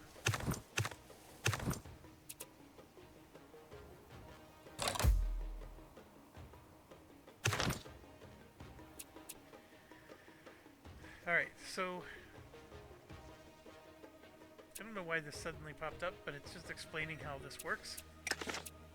Maybe it's because I can, that's right, it's this. I'm going to make another nomad. That's why it popped up. Alright, same 3 things at the start of the game. There's no frozen land left. But I can still find a hill, which is over here. And I can still find woods, which is here. Is there another place that has a hill closer? Not really. Alright, so I'm going to go ahead and try to find that. It would be nice to have a military unit to escort them because the barbarians are pretty bad. And then these guys really aren't meant to be fighting. They should be exploring. So we're just going to move them out of the way, and then we're going to have them rest a bit.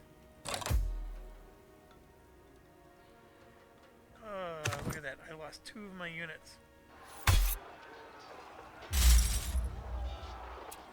horrible.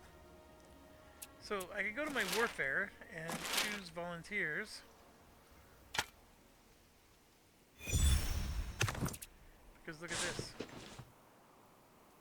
Right there's a 44 strength unit. So the volunteers are just simple units, but it's still a nice way to get a unit without having to spend production points. And here you can see we can get a bow hunter. I think let's do the bow hunters first. And it does spawn one. And what we can do with the bow hunter, for example, is we go here. We can start harvesting these deer without having to spend improvement points on it. And here you can see our archers got a bit devastated here. Yeah, not good. No bueno. This is ridiculous. I think I'm gonna have to retreat. Alright, everything's finally researched. Now let's get up here. First thing I want to do here is get officials. There's so many neutral areas around here. We're gonna get officials going.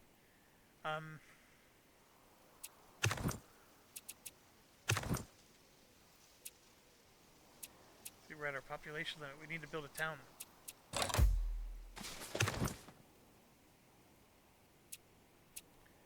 Alright, so this unit here, we're gonna harvest the goods. And then what happens is New York is going to get those goods. So here you can see we got another meat and a bone. The bones right now just give us wealth, but they'll eventually give us improvement points. So we're at our population limit. We're getting goods from those bow hunters, even though they're not even in our territory. That's very powerful. And then here we're going to build another pasture, because we got enough points. I could have done it last turn. So now we got another meat. And we're getting wool from this one. So you can see we got a lot of goods piling up. And our food is going through the roof because we have 9 from goods consumed. Right here.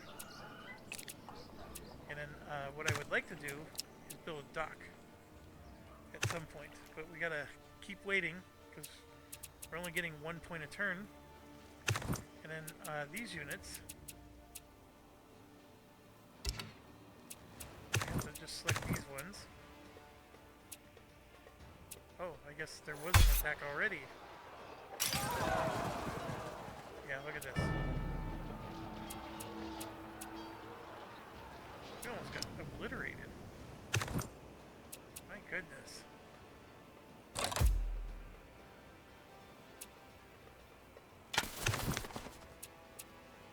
So we got attacked.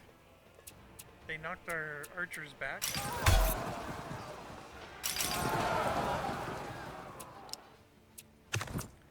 We need to come here and just heal up. This is a big leader unit, which is very tough. Here you can see why the barbarians are a pain in the butt. Okay, this is going to help us with exploration points. This will help us with production points. But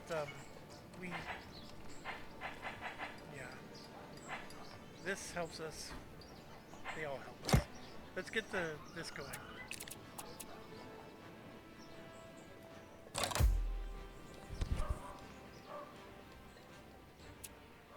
Alright, we're still healing. The guy moved in. Right here. He will attack the town. We don't have any town walls or anything built yet. We don't even have the towers completed. We could try to rush it. But I guess paying to rush something is not an option yet.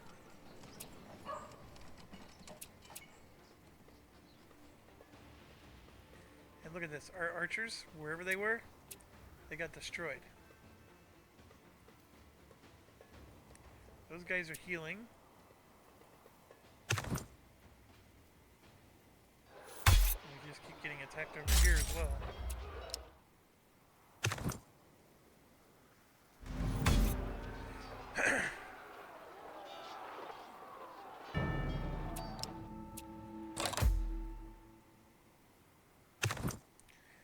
so we won. We do have some extra militia. So that made the win easier. Our innovation triggered. Our hunters have started imbuing meats with spices to enhance the taste. +1 bonus culture from all meat. That's what I mean. That innovation is awesome. And I swear to you that the game knows that I chose the bow hunter thing, and so we got meat bonuses. If I would have chosen the ancient seafarers, they would have given us a bonus to the fish, because that's very common to get the fish bonus. So now New York only has 2 meat, but every meat is producing 3 food and 1 culture. So we're now getting a whole bunch of extra culture because of our meat. And then that's going to change right here. New York now produces 3 food and then another culture. So lots of bonuses to be had. And then of course the other units need to move.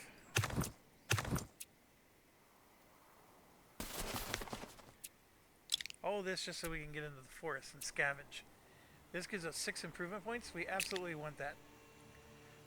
So now we can get our dock created. And the very first time you build a dock, only once, you actually get a fishing boat. So I'm going to fish, and now New York has fish that produces 5 food. So it's more than just your citizens. The citizens, as you can tell, they're doing the dock, so we're getting all these exploration points, which is important for us, to improve our bow hunters. But you'll notice that none of them are working the fish, and none of them are working the deer, because the bow hunter is working the deer, and then the fishing boat is working the fish. So New York is getting extra goods above and beyond what its citizens do. Very different from the game of Civilization. Alright, we can keep exploring. Those goodie huts are everywhere, so... And look, there is actually frozen tundra up here.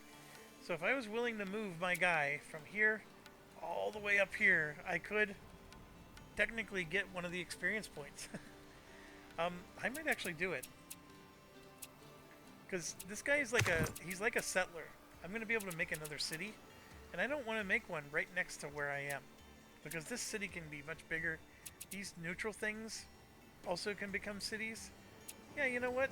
We might mosey on up there. Alright, so yeah, I'm going to go ahead and move up. We'll get some exploration while we do it. Look at these barbarians are relentless. Look at them. They're just chasing us down no matter where we go. Alright, we gotta create a town. I waited way too long not to create a town. So this one, I can't remember if the hunting camps count towards, gives your town a bonus. Your towns can be on the outer perimeter here. Like, I wanted a town right here, because then it's a nice production bonus. I'm 1 spot away from being able to do that.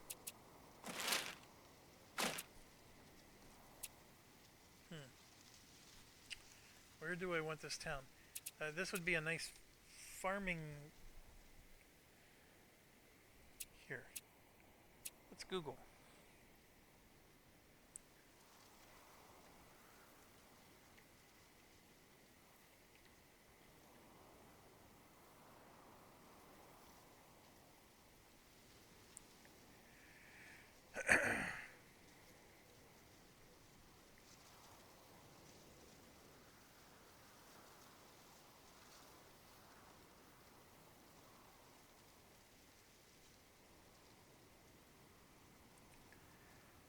Alright.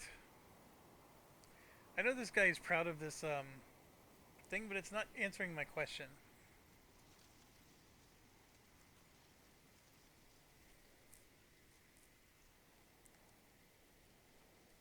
Here, I'll pause it. I'm not going to make you watch me Google search. Okay, I got my answer.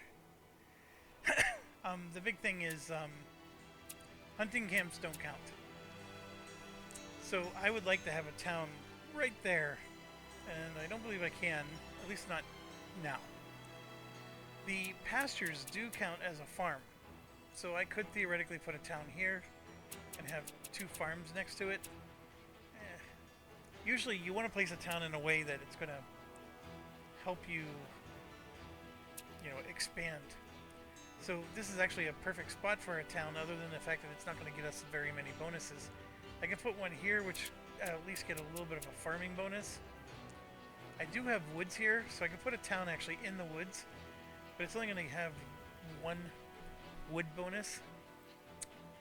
Looking at my situation, I need production. It looks like I have plenty of sources of food. I don't have a lot of sources of production.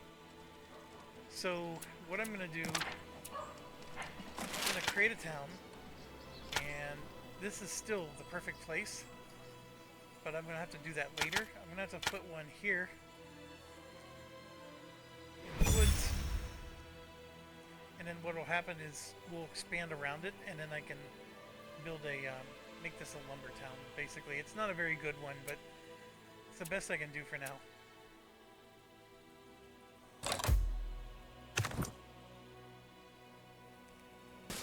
Oh, look at that. We found a goodie hut. Alright, so a couple of things. We need government experience, of course, because we're not done with the band society. But we need this even more. So we're going to go ahead and choose that. And look, we just unlocked 5 things. But this one, actually, look, we got the last one. We're going to get 10 innovation points and 2 culture. Very good. And then we could do a revolution. Now, when you do a revolution, you change to a new government. All these bonuses that we have here go away. And we start over. But the revolution can't happen yet. First of all, there's 2 different types of revolution. There's a violent one and a peaceful one. The violent one occurs through this. The peaceful one occurs through this. There will be a little box here that says Peaceful Revolution. You don't get a new government until the next age. So as much as, it says, hey, we're ready for a revolution, that'll be the next age. It won't be anything we have to worry about now. And then we unlocked 5 things, so as you can see, we can get any of these things. They're all good. This one here, where we get the extra improvement points, I'm very tempted to do, but I would like to get the elephants unlocked. Expansion in the scrubland, all that simply means is that the elephants are probably very likely in the scrubland. But let's get the elephants unlocked and see where they are. And, for example, there's one. And there's 2 right here.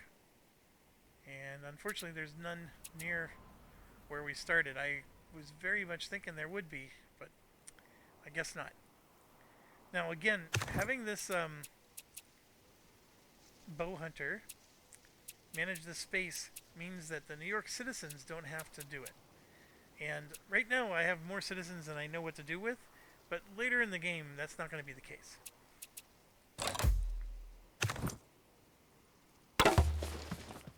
Alright, yeah, so I am still going to take it.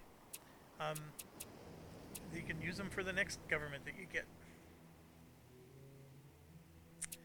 We need to find a hill on the way up there.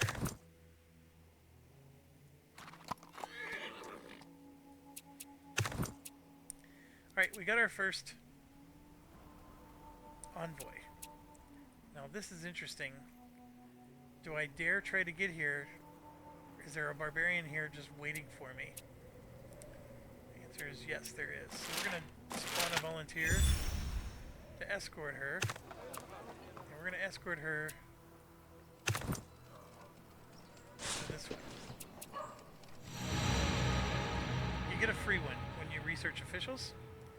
So we got the market. We can now bribe barbarians. We can claim territory, which is what I needed to do for my town situation.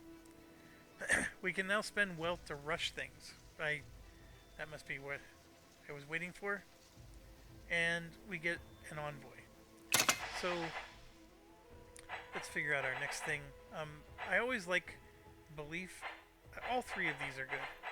Actually, there's not a bad thing here. But in terms of like our current game, these three are good. This one would be more important if we actually had hills near us. We don't. But belief is always a good one. Let's go for that one next. Now, there is a 10% discount if another player researched it. And I don't think that's the case here. Actually, this one gives us more improvement points. But yeah, let's just stick with what we're doing.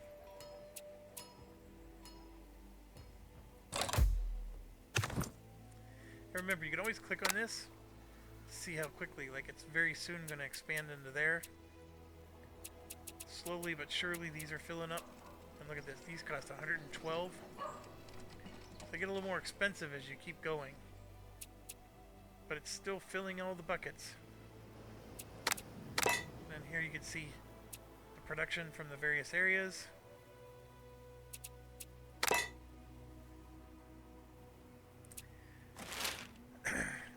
Exploration will soon have the ability to spawn fishing boats. Diplomacy now lets you spawn envoys and a merchant, which is also important. Envoys can be really cheap with some of these things. You can really reduce the cost of an envoy. I don't think we chose any of those, but having cheap envoys is really nice. 30 is expensive, and it keeps going up, actually. So more and more things show up as options for you to spend your experience points on. And sometimes it's really challenging to remember, hey, I gotta click here for these things. I gotta click here for those things. You know, like remembering where everything is can be challenging. Alright, we're still trying to go up to here. I need a hill. We're not finding any. Another neutral. Holy buckets.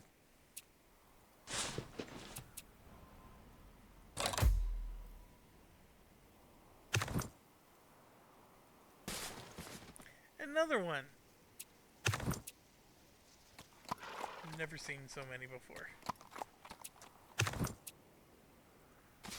If you'll notice, we never found another one since this one.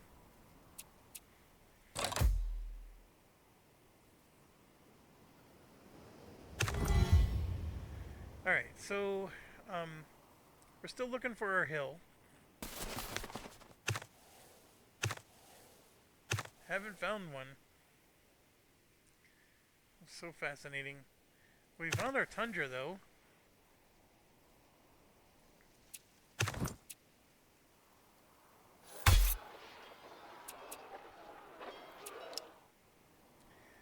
On the defense, we're a lot better.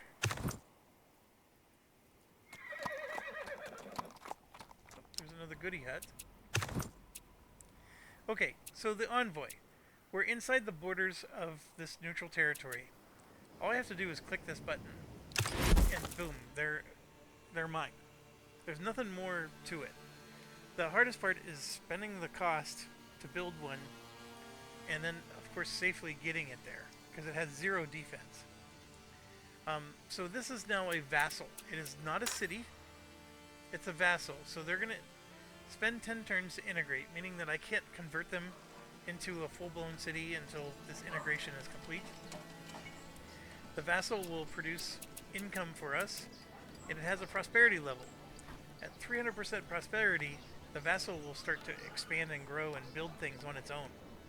At 100%, it's going to be really slow at doing that. The income also goes up as it expands and builds and grows as well.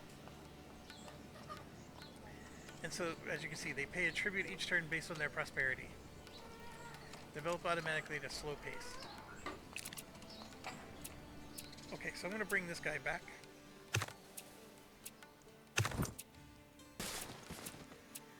And it looks like we unlocked another one. We'll go ahead and grab that. So that just reduced the cost to expand into scrub. So this one, for example, is only 15.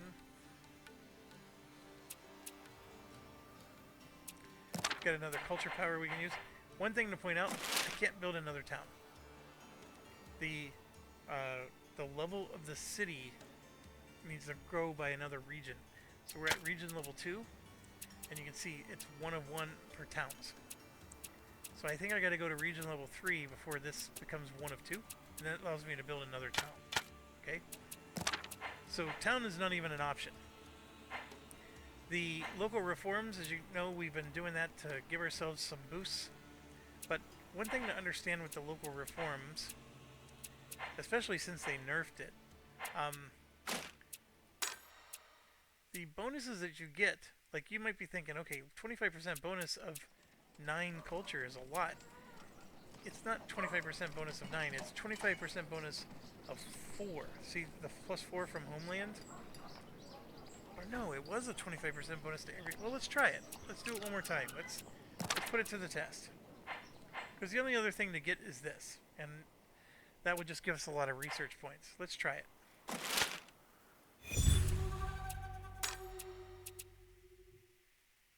See, it only gave us a 25% bonus of the government buff. It did not boost the goods consumed or from the homeland. So see, it's getting less and less effective.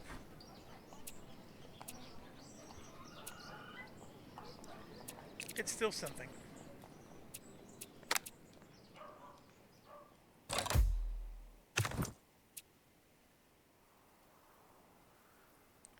Alright, I know we don't have our hills yet.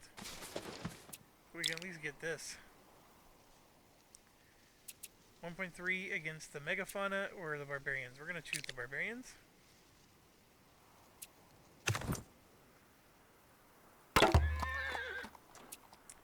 Knowledge or culture? Let's do knowledge. That just helped us. Belief. We now have a temple. Vats. Press, and a weaver. 3 of those were improvements.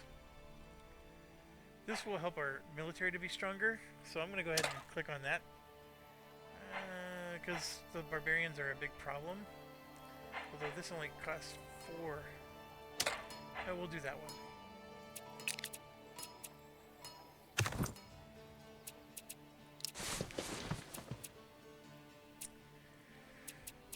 You might be thinking, well, how do we get more bow?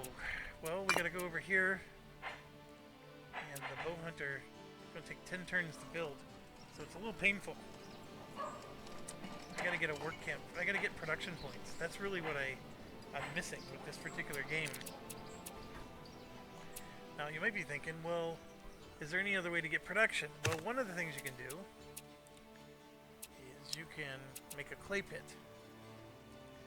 which will produce 1 clay, which is 1 production and 1 improvement point. I mean, that's all the space does. And then eventually you can refine the clay or whatever, but it's a slow go. It's going to take us 20 turns. This, by the way, is how you build more towns. See how that's going to increase our region level by 1.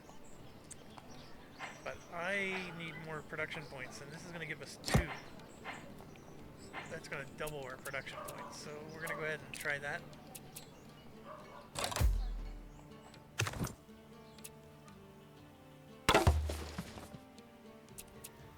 We can get a spear, which is a unit that I can't even produce yet. So it's an age 2 unit, but I need to finish my research. Now this one, you can gain chaos points. You get extra experience, but you're going to gain chaos. I don't recommend it. Chaos is hard to get rid of.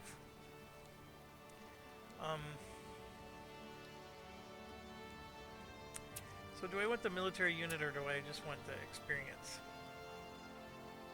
I'm going to take the military unit. Now this is what's crazy. I gotta find a spot to basically build a town. Knowing in full well I got all these neutrals around that I can absorb. over here is actually not bad. And it's near the hill. I was thinking up here wouldn't be bad. And, you know, this area is not... I mean, it's sort of close to New York, but I can make it work.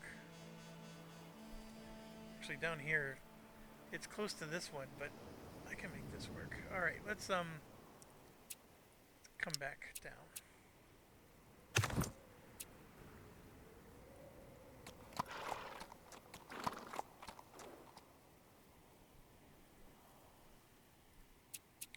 Another barbarian town.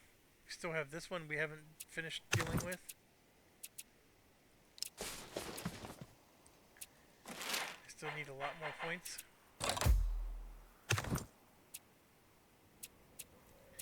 So, diplomacy. Again, we can click on this. You can see I can build a press, or a meeting hall, or the market. And right now we have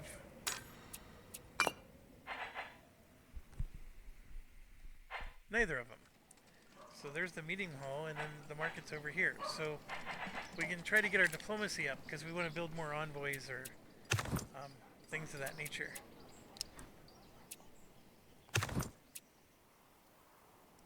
Also, I want to show you something else real quick. Ugh. There's a goodie over here, but I gotta get around these mountains. Alright, our town now has housing needs. So the growth rate has slowed down. And why does it need housing? Well, because it's now a population above 5. Right, we built the town, and that allowed us to get past the 5 pop cap, and now the needs went from food to also housing. And once this gets to 10 and goes beyond 10, I think the next one is sanitation. And so more and more needs keep getting added as you progress along. So a nice place to do is here, because it produces. See, the scrublands don't produce. They just produce less food. They don't produce resources or anything beyond that. So just find a scrubland, click on it, civic, and then click on dwelling. Costs 10, then boom, 200%. The dwelling added 5 housing. Eventually it won't be enough, but for now there's only 7 people.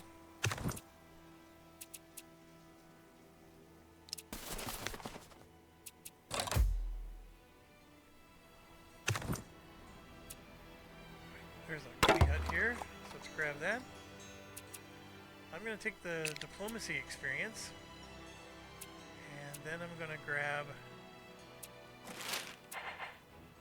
I want an envoy, but we're going to grab a merchant first. Alright, so we're going to escort the merchant up to the vassal. Now, why? Because remember, the vassal is at 100% prosperity. The merchant will help it to move up to 300%.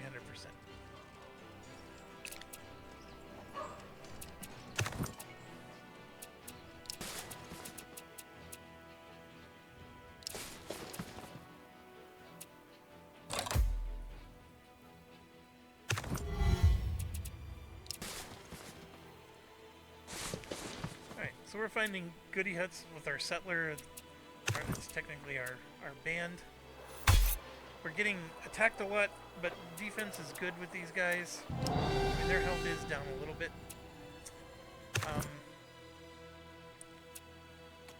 Yeah, there's just barbarians everywhere. Look at this. I gotta clear out these camps, and I need to heal.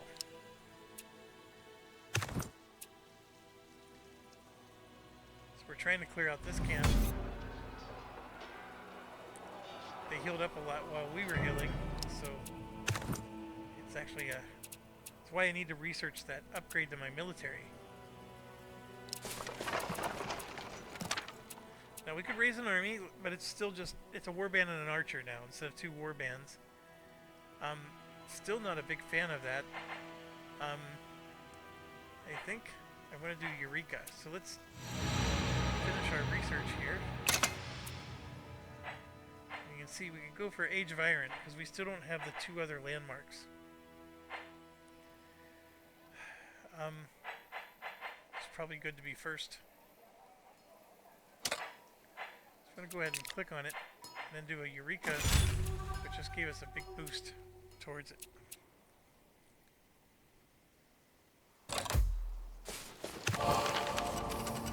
Alright, so we got another innovation. So we unlocked a short sword. What does that mean? Well, if you come back to New York, there's an actual unit called the short sword. It does take a bit to produce, and you can see it's got an innovation symbol on it. But this unit has 9 attack, 13 defense, whereas like this guy is 7 and 10, 7 and 10, so he's slightly better. I would say this is probably one of the lesser exciting ones. Innovation is random, like I said. You don't always get to pick what you get. That one's probably not as exciting as some of the other ones that were possible, but it is what it is. Alright, we've finally defeated a barbarian hut. We can reveal nearby camps. I am just straight up taking the exploration points, which then lets us upgrade something else, so we can get a whole bunch more food from our meat. Every housing improvement just gives us +1 food, which is really just 1 food. This one here, we need the improvement points from the bone and ivory. So now suddenly, we're only getting 2, but it's only going to get better and better as we start to build more. And here's the thing, I don't have to use my bow hunters here, because since these are inside the city borders, I can get these with my townspeople, so I can actually pack up my stuff. Let's go get an elephant.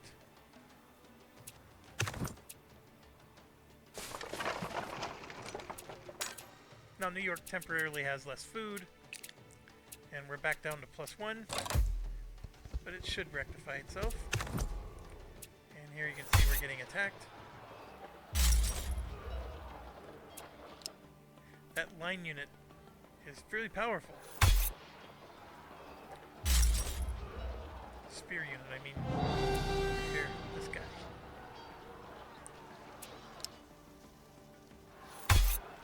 We got attacked 3 times. Alright, let's get a good... Pioneer is always worth it, because a Pioneer costs way more than 20 experience points. The problem is keeping him alive.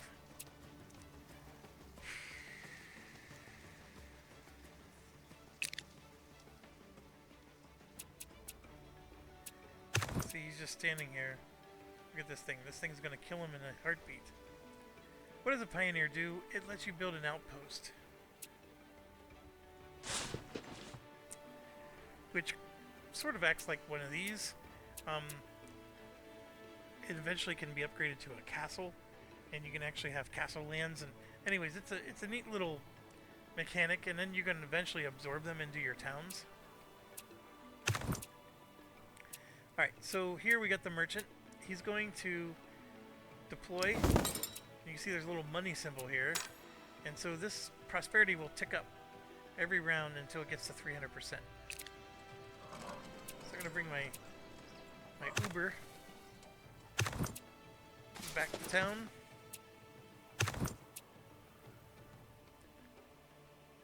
That's right, we're going up to the elephant here.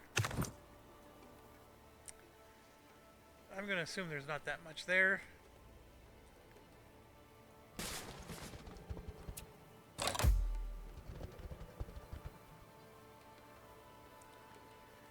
Alright. Lots of elephants, which is what we've been looking for, but the hill's down here. So let's go back down. And look at that. We found our second one. Man, we need 1 more, folks.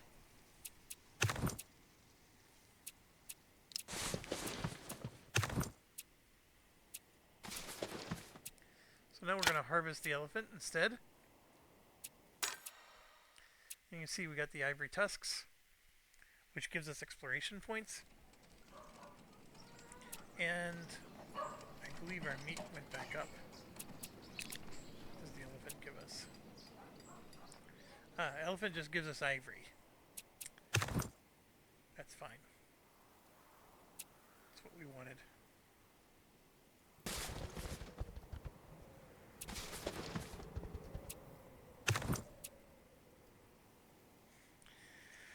The problem with these outposts, I can build one, but they have 0 defense.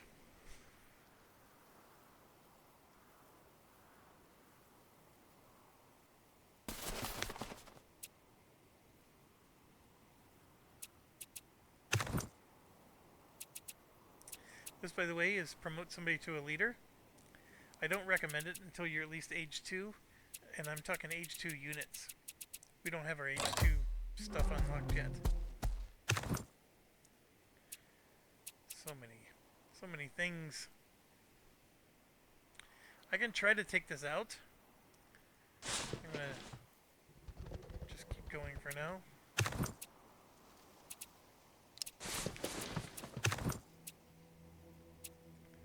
So here we got attacked again.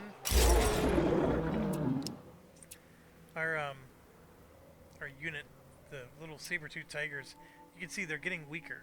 Like, my other units are not hurting as much. This is gonna be much more powerful. 2 bonus food from meat. So now New York is producing 5 food and 1 culture for every meat. That's ridiculous. Ridiculously good. We're up to 12.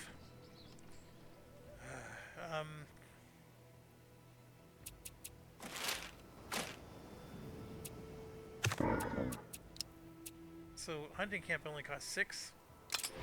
And I know I kept talking about, okay, the bow hunters give you a big bonus because you don't have to spend your people. But I'm going to spend my people right now because I'm moving my bow hunters further away to do the elephants. So I can actually do both of these at 6 each. So now you can see we got hunting camps going. And that's producing the bone and the meat. We are now producing 25 food. Look at this, 42 food, 30 of it from goods. It's insane. And then we're producing 4 improvement points now because of the bones and the ivory. So we're now finally getting our engine going. So things aren't going to be as slow. We're going to be able to develop all of our areas, get these farms up, and yeah, then we'll get to the point, like I was saying, where I'm not going to have enough people. I can always get the bow hunters out at that point in time. Okay, so with the outposts, sometimes it's nice just to take an area that you don't plan to take for a while. I'm really concerned because the barbarians can destroy those outposts like they're nothing.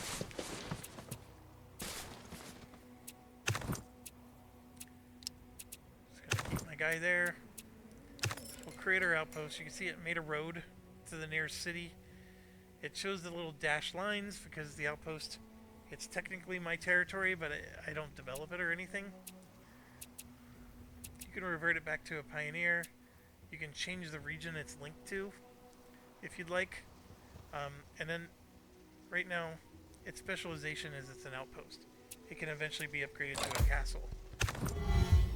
And as you already saw, there's a freaking barbarian going up. It's going to get destroyed in 2 turns.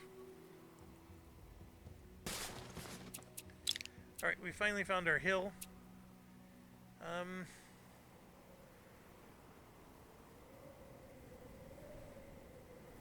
gonna take the improvement points. My question is can I put volunteers? Oh yes I can, look at that. There we go, now we got somebody defending the outpost. That was actually a good move. I didn't know I could do that. Alright, again, we have New York still can't take another town. We can do local reforms. I'm gonna do Eureka.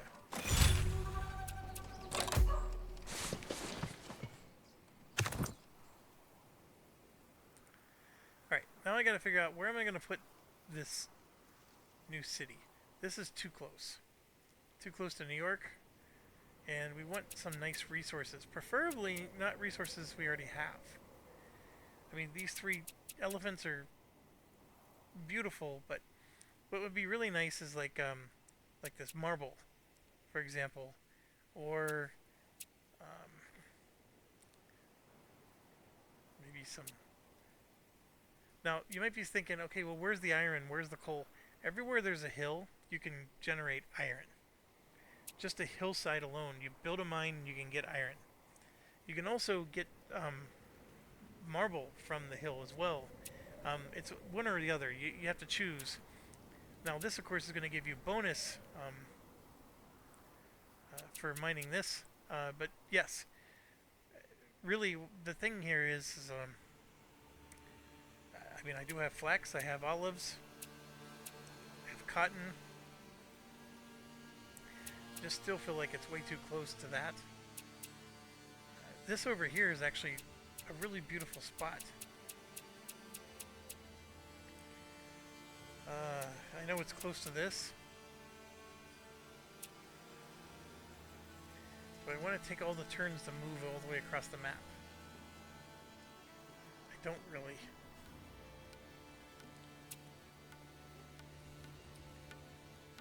Oh, I'm torn, folks. I don't know what's behind here. The desert scares me a little bit. I mean, this is nice, but there's nothing else. You do have some nice hillsides, so we can... You know what? Let's do it. Let's get the marble. We're gonna put the city right here. And just deal with whatever happens. And look at that, right there. This should be us. Yeah. Alright, so we beat them to the Age of Iron. This time it's correct. It was correct last time too. We got the innovation last time, even though look at this. See, the iron did show up. So there is actually iron right there, which that sort of changes things now. Makes me, you know, I was tempted to grab these 2 hills, like, you know, park myself here, so I had a little central. I think instead, I want to maybe do this. We can expand down into the marble. We can expand over. We're dangerously close to them, but maybe we can expand that way. Let's do it. So now we got Dallas. So we can give ourselves knowledge or culture, or give production in New York. We're going to give production in New York, because New York's suffering in the production department. And we're going to go ahead and just let these units heal. And our research is complete, because we finished the age. We are now in the Age of Iron. So you can see there's a crap load of more things to research. They're more and more expensive. And we can unlock the Age of Monuments, which we need 2 civic monuments to do.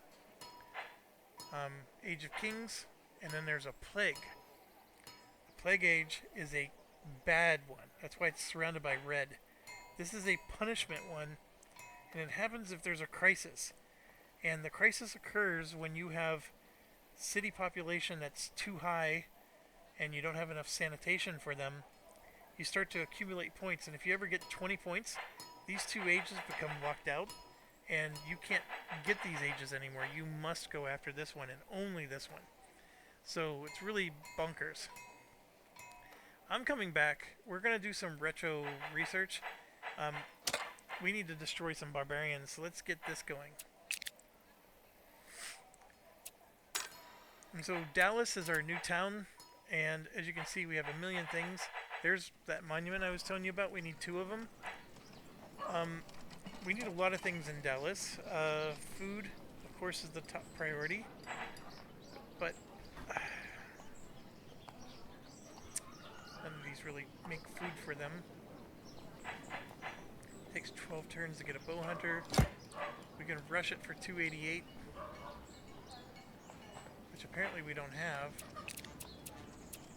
Close.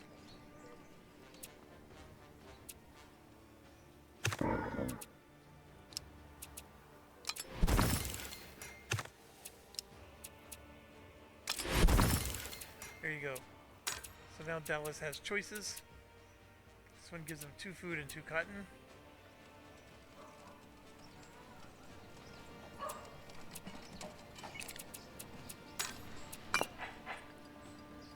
I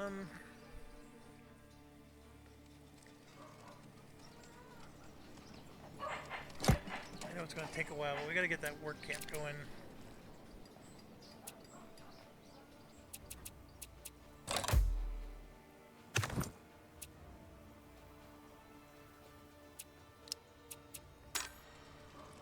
Alright, so New York can upgrade to the monument, which gives you 6 influence.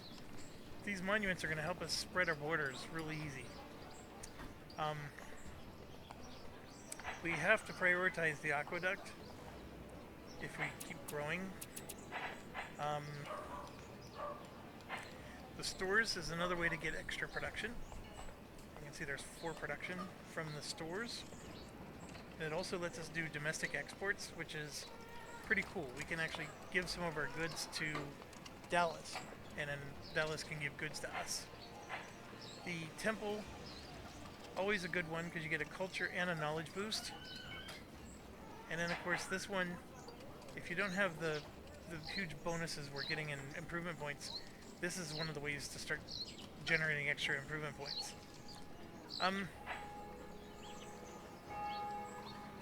That meeting hall would be nice, but I actually think this is a top priority one here. So let's go ahead and get that going. And here you can see we can now revolt and get a new government. We can do a violent revolution. It costs you 50 though. And my recommendation to you is don't spend 50, because you need that 50 to upgrade your next government.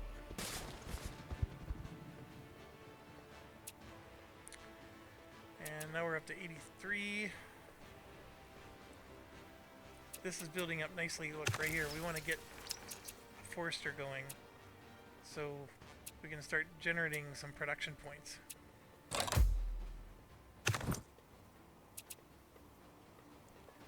Alright, we have our 2 military. We also have some military over here. I would like to finish the exploration, but let's go this way. And then we need to start getting the goody huts and taking out their spawn points. These units, they need to move all the way across the map because we have to discover this. Well, actually, it's late. Remember I told you we needed 3 of them? Well, it's too late. I mean, it's still good to discover it, but whatever the 3rd one is, we never found it. This one's not super great, but we'll take it.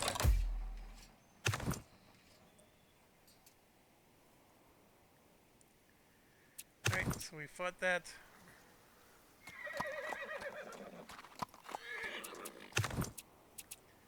And look at this, we got an upgrade. Crossbowman.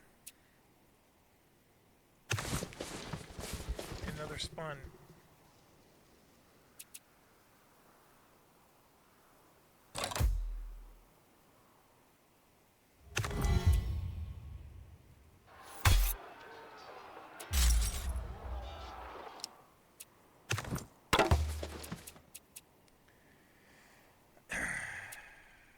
Get a spear. Could use another one. Yeah, we'll take the spear.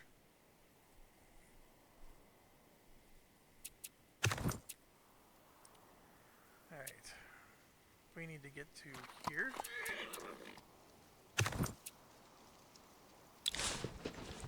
Alright, so we just destroyed one of the fauna where the animals spawn, and we're definitely taking the exploration points. And here you can see we can actually claim territory. Prospectors let us find gold,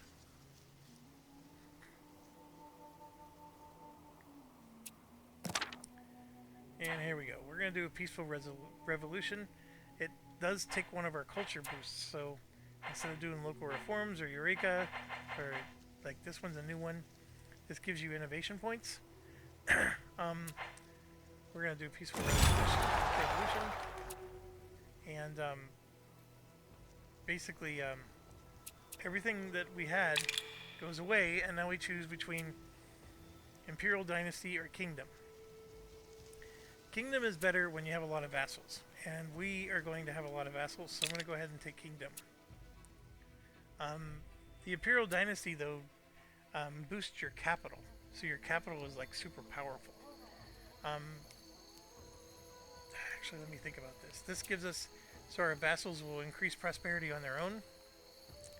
These are actually dumb. I don't really care for these too much.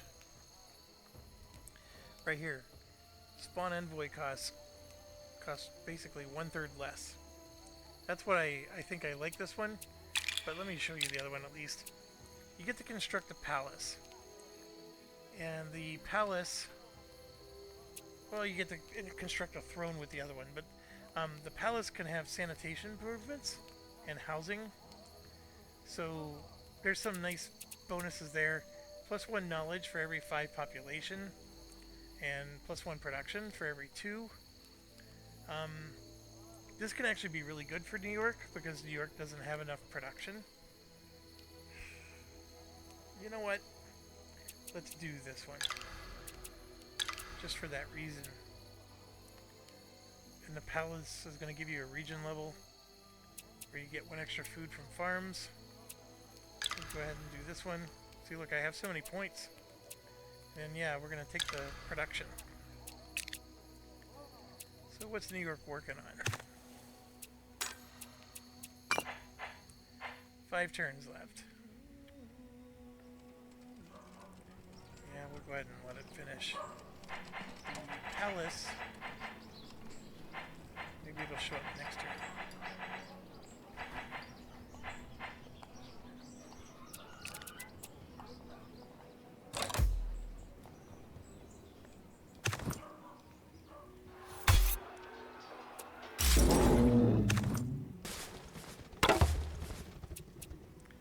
Alright, arts or diplomacy. Now you might be thinking, well, hey, arts is new, you should grab that.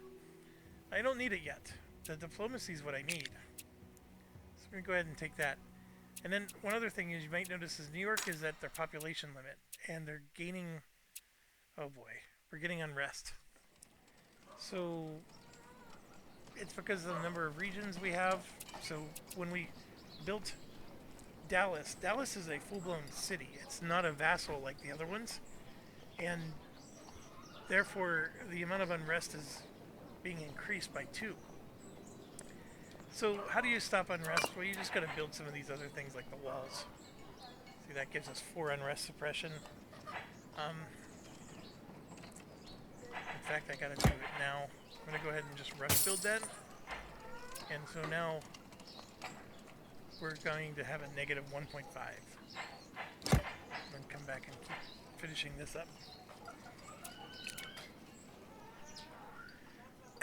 So for the diplomacy, I'm going to spawn an envoy. And these 2 are going to go here.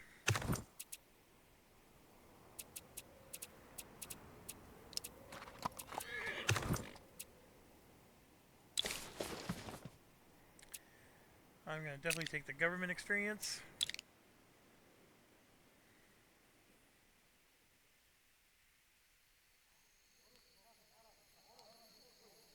Oh, construct palace is a domain power. Oh, I keep forgetting about that. We're going to construct the palace this way.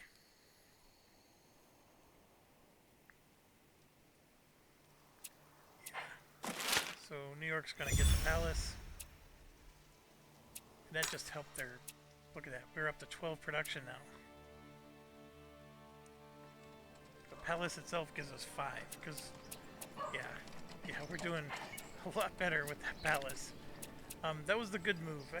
The kingdom would have helped us because we're going to have a lot of vassals, but I think the palace is the right move right now. And then we have 31 points here. See, I get so caught up in the game, I forget to do this stuff. So we just built 2 more plantations. Now we got all these goods. The grapes are giving us wealth. The olives also give us wealth, but you can see olives can turn into oil, and the grapes can be turned into wine. We don't have any of that built yet, and just like the wool can turn into cloth. And so how would that work? Well, textile industry, we can build a weaver. And then for if we had any stone, we can do a kiln, but this actually converts clay. So you can always build clay pits. It's just that it takes a whole tile, and you don't have that many. We can produce a saw pit, which turns 3 logs into production, into 3 lumber. So instead of ×2 production, so 3 logs ×2 would be 6 production. It'd be 3 lumber ×4, which turns into 12. So basically you're doubling production with a saw pit. But you need to have 3 logs. Right now we can build 1. Here, this forester would produce 1 log.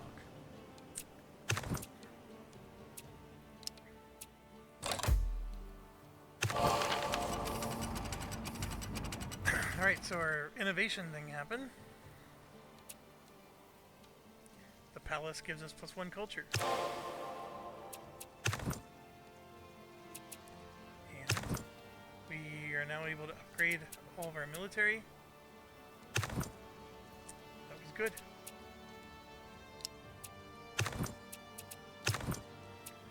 So I'm going to go ahead. See, my saber-tooth tiger can't be upgraded, so it's eventually going to become obsolete.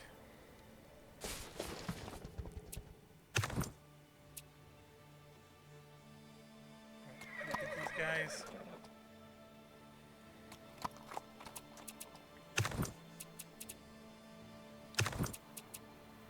Our Uber is upgraded.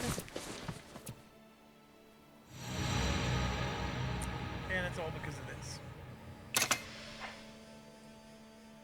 Alright.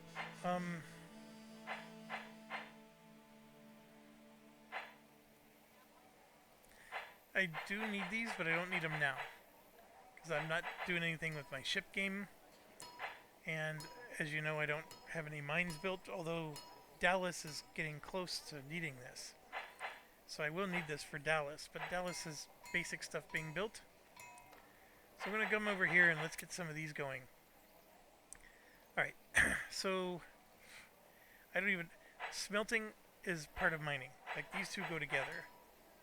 Horses are fairly weak, but they give you a big influence bonus. So that's why you want to do horses. They do unlock cavalry. Cavalry's okay. They're not super powerful. And you just straight up get warfare experience. So it's a nice one to get, but you don't need to get it right now. The big ones are the scribes, the infrastructure, and construction. Arts is nice, because you can unlock artists, which will give you culture bumps. And then, of course, the sculpting studio gives you culture.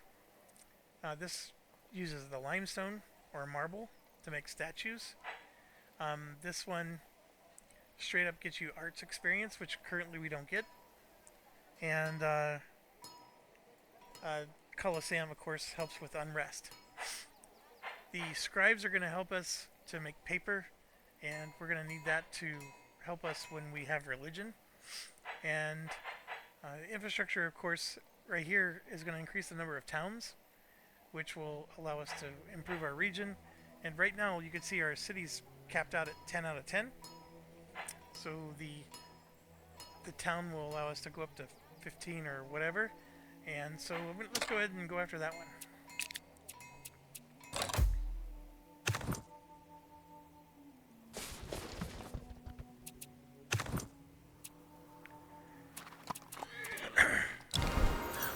Yosemite Forest. The bowhunter has +5 attack and +5 defense. It's actually really important because they're not very strong. Now they are.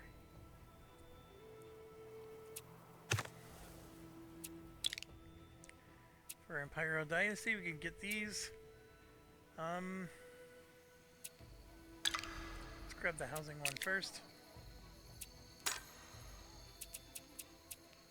Because you can see our housing is not near 200%. And right here is our sanitation. So every population above 10 requires 2 sanitation. So we're now, because we built the palace, we're growing again. So this is becoming a problem.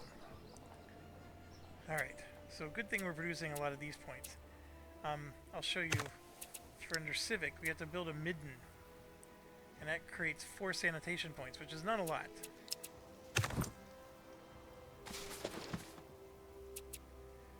Alright, she can't do anything because she has to have not moved.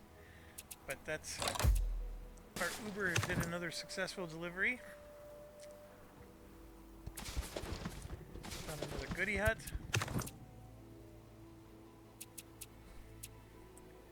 I think we need to heal up a bit here. Alright, Rajapura is now in our realm. New York, lots of choices. This is a big one we need to do at some point. I need this one, which is unlocked by infrastructure, which I think is the one we just chose to research. Let's go for an easy one here. Actually, it might be nice to get a bow hunter. Look at that, it just takes 1 turn. We're gonna do a bow hunter.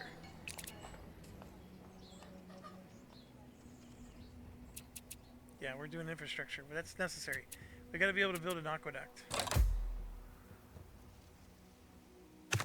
That was a barbarian attacked our vassal. And our vassal, by the way, as you can see, he's up to 260. So that merchant's getting him up to 300. If we're willing to spend 42, we can integrate them, which turns a vassal into a capital region, giving you full control of it and its income. And then see the note at the bottom. Integrating this vassal will change the culture upkeep from -3 to -7. So right now I get 12.2 culture a turn, and I'm getting a -3 penalty because I have 2 regions. I have Dallas and New York. Now New York or Dallas produces 3 culture. So right now Dallas is negating its penalty. But when you add a 3rd city, then the penalty gets even larger. But theoretically, when your cities are rich and powerful, the penalty it pales in comparison to what you're gaining. Dallas is still a fledgling little town or city. It's already up to population 5, which is its limit. So I do have to do something about that. And it's largely because the food and other things are making it grow like mad. It actually needs production.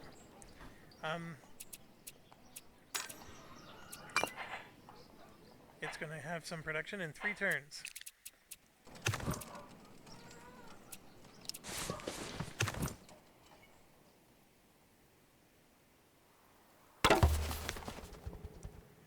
Oh, the knowledge is huge. I'm going to take the innovation.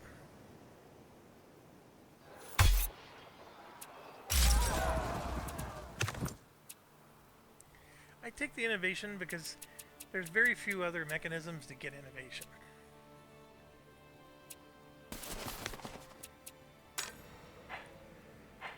Alright, so New York, crank something out real quick.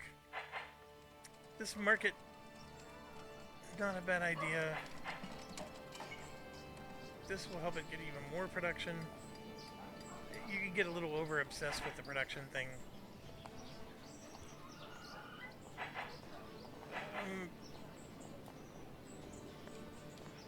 I am gonna do it though.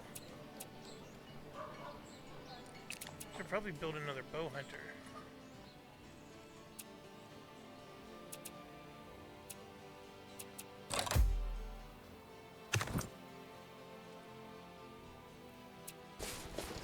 A really nice spot up here.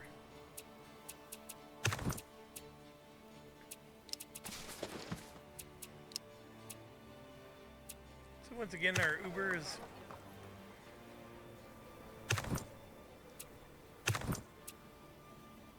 Oh, the Uber picked up the bow hunter, so and then he ended up walking backwards. Ah. I hate it when that happens.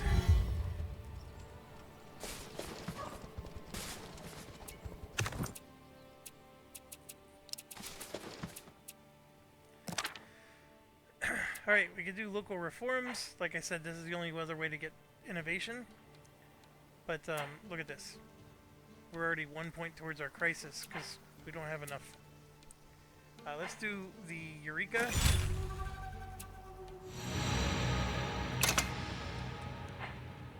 So that was very necessary. We're going to go ahead and do construction next. Lots to do. With the Eureka, I have 6 turns left on this, but I really need to make the aqueduct.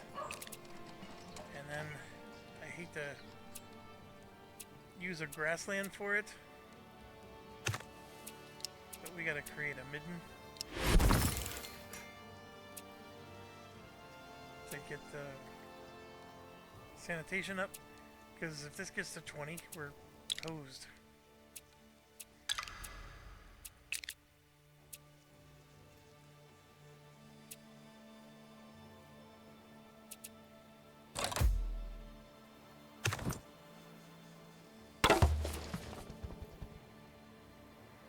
We can do this again. Making a little outpost here. I'm going to take the experience for now. We do need to take out this camp. This is our weak link. We're going to go ahead and try to heal up before we do that. Alright, Dallas finally finished something. So here you can see they're at their 5 population limit. One of these increases their region level. I don't remember which one.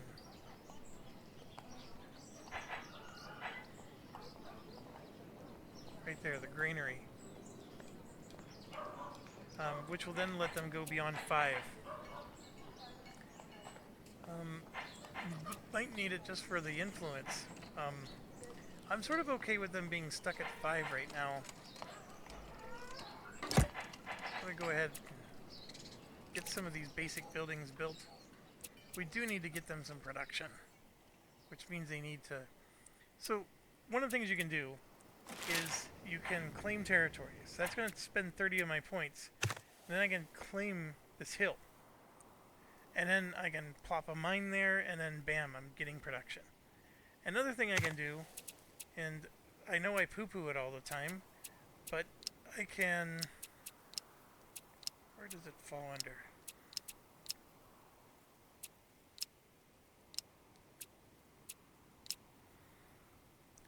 Oh. Clay pits. Can only be built on grasslands. That's even worse. But, yeah, so I can build like a clay pit here. So now Dallas has some extra production points. I mean, they're at 10.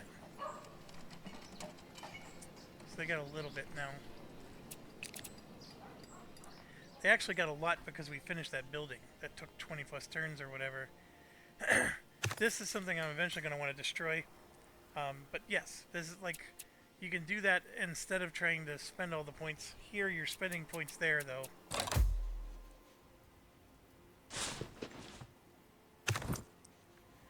Alright, so we're under attack. I'm assuming this guy's okay. More or less. Oh yeah, we gotta get him upgraded. Alright, so this merchant is showing up because they're maxed out at 300%. If you'll notice, these are a lot nicer than the 0.05 or whatever it was, or 0.1. I mean, it's still only in 1/3. But you'll start to see Gen increase in population, expand its borders, and start to, for example, use the coal that's over here, you'll start to see it do it. And Jen is the perfect town or vassal that I want to integrate into New York. So I could basically integrate them in, and they're just a part of New York. I can absorb them, and that'll give us the nice production stuff that we're looking for. Now, this merchant is just going to now move from here over to Rajapura. So he's basically behind. Every time we get an envoy going, we get a merchant going right behind it.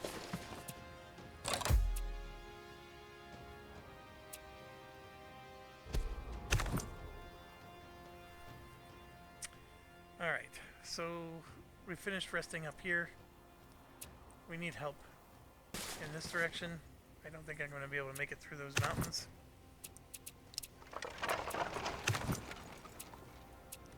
These guys are finished. Where haven't I explored? Over here on the right side. So we're coming back. This guy.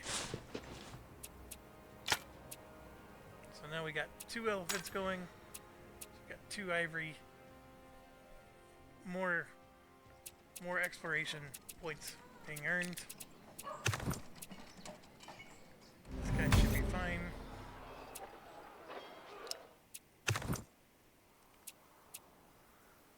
I'm going to go ahead and just finish them off. And this one, every time we get them healed, they keep getting attacked.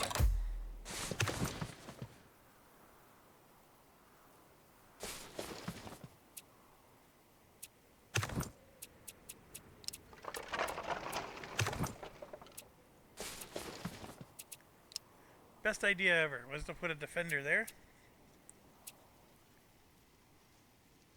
You can see our crisis stopped because we built that midden. But the population just keeps going up and up and up. So it's really frustrating because the population can outpace your ability to provide sanitation. And you could do like the little tricks like I'm doing with Dallas where the population limit is just, I'm not letting it go up.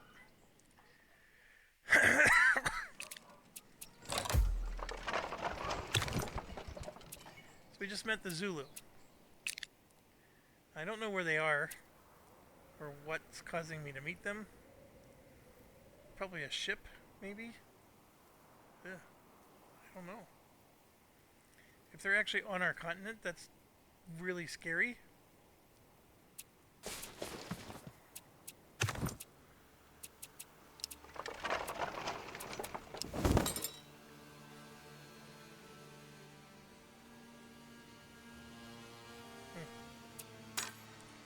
Right, Dallas gets to build more stuff.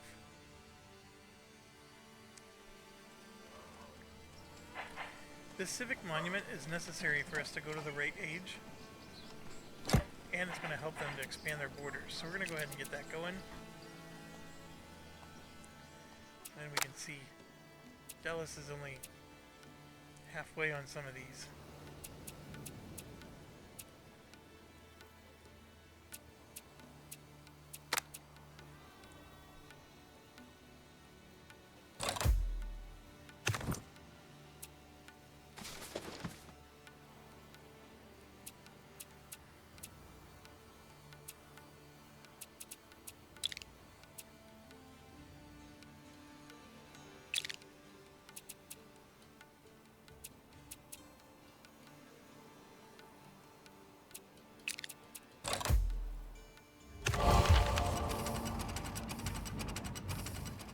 Okay, we just unlocked the hanging gardens, so we can build a wonder now.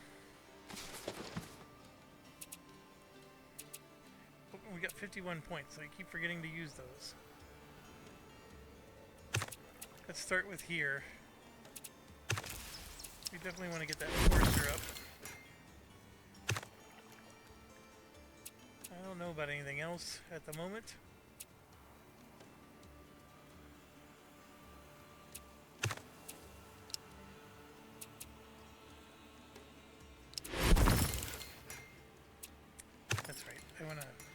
See, this is only 5 housing.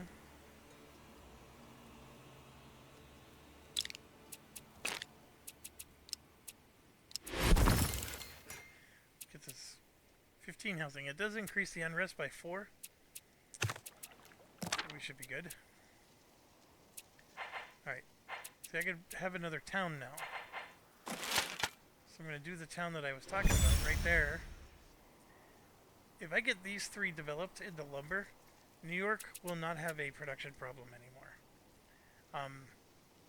I will be fine. Also, because I can now have level 2 towns, there's this thing under engineering called expand town. So I can make these towns larger. So Galveston is now a level 2 town. So what do these towns do? They get an adjacency bonus. Times 2 from their town level, because it was a times 1 when they were a level 1 town, now they're times 2. So, why is it plus 0 adjacency? Well, because I have to change the specialization, so I'm going to call them a lumber town. And so now they're going to get bonus production if they're adjacent for lumber. This town has 3 adjacency, and I think it might be improvements. So like there's improvement here, here, and here. That's an interesting question. And I'm going to expand this town as well, because you can't change the specialization unless you're level 2. So here I can make them a lumber town, just like the other one, and I think the farming town's not going to help me. It says farmland and pastures. These are camps. Pastures is this thing. So a town right here would have been great, because this and this would have both counted. So anyways, I'll make this a lumber town as well. And here you can see they're getting 6 wealth because they have an adjacency of 3. And then they're getting 2 production because they get a times 2 for every lumber. And I don't know if I improve something here, what is that? That might change things.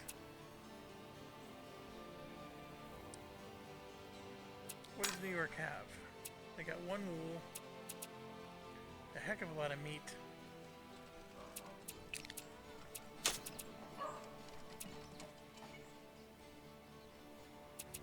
What does the oven use?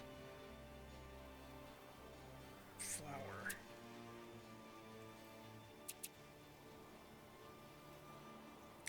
The mill use wheat or rice. Oh, that's right. I need to make this into a plantation. Lots of stuff to do.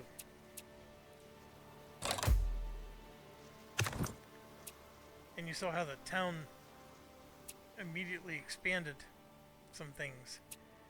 And I don't know how that mechanic works, to be honest. It's a little bit of magic to me. But by building the town, it does somehow add influence to everything around it. I don't know if it says that here. Increases the region's level. Wealth per adjacent improvement. Remember, we were guessing on that. Generate influence to speed expansion in nearby territories. How much it generates, I don't know. But it definitely generates something. So yeah, that allowed the expansion a little bit quicker there.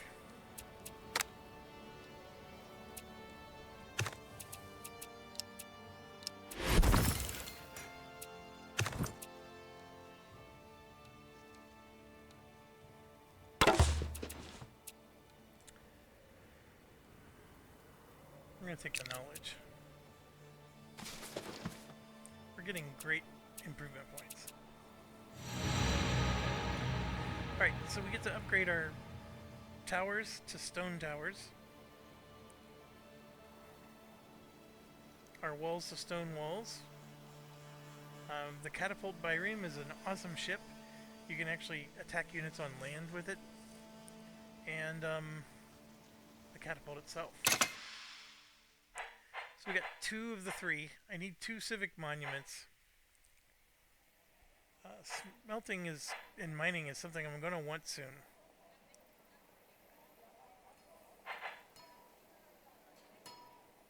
Paper maker. Let's do scribes.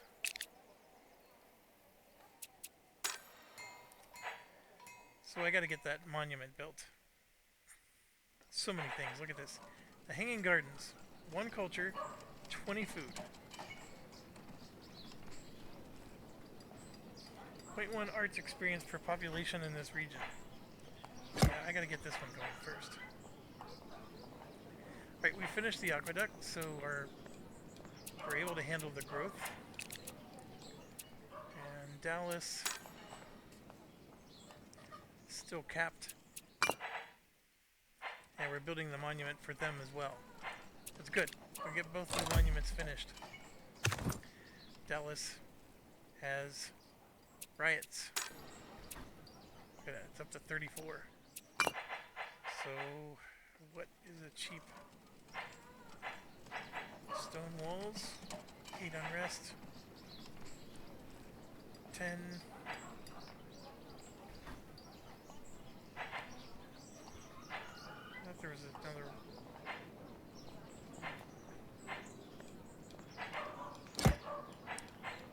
I gotta switch to the stone walls. Actually, a city guard suppresses 6. Which is a short sword. It has unrest suppression of 2.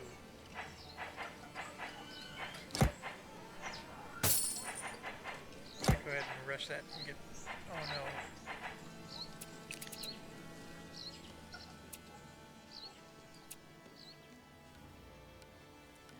See, that's 6 for the garrison units. Puts them at 0.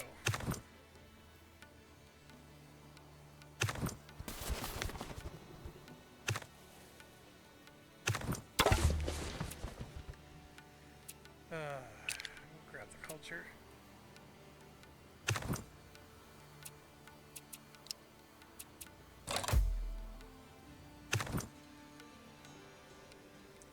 See, we're generating chaos because of the revolts.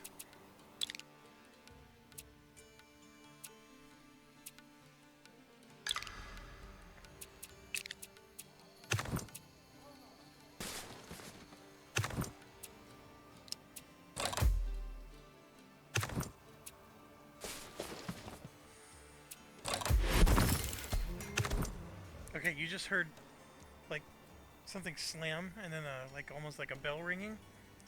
That's because Jen, they built something here, even though they're not letting me see it. Right here, see, they're producing wood. They put a sawmill there. That slam you heard is they built something. And all that's possible because of the 300%. And look, they've also built 2 buildings. So that's what they'll do. They'll continually, and they'll even expand their borders. And now I have no control over them. All I do is I just get these bonuses, and I get no penalties for having. Like, I'm getting penalties right now for having 2 cities, but that's it. And see, look, my unrest is going up here too. I'm getting unrest in both cities.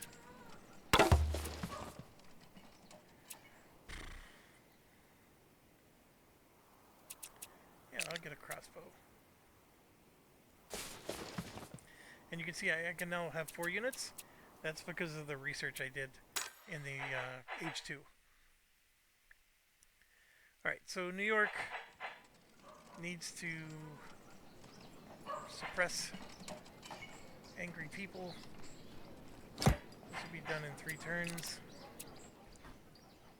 Dallas also needs to. It's at least not growing anymore. 6 turns away.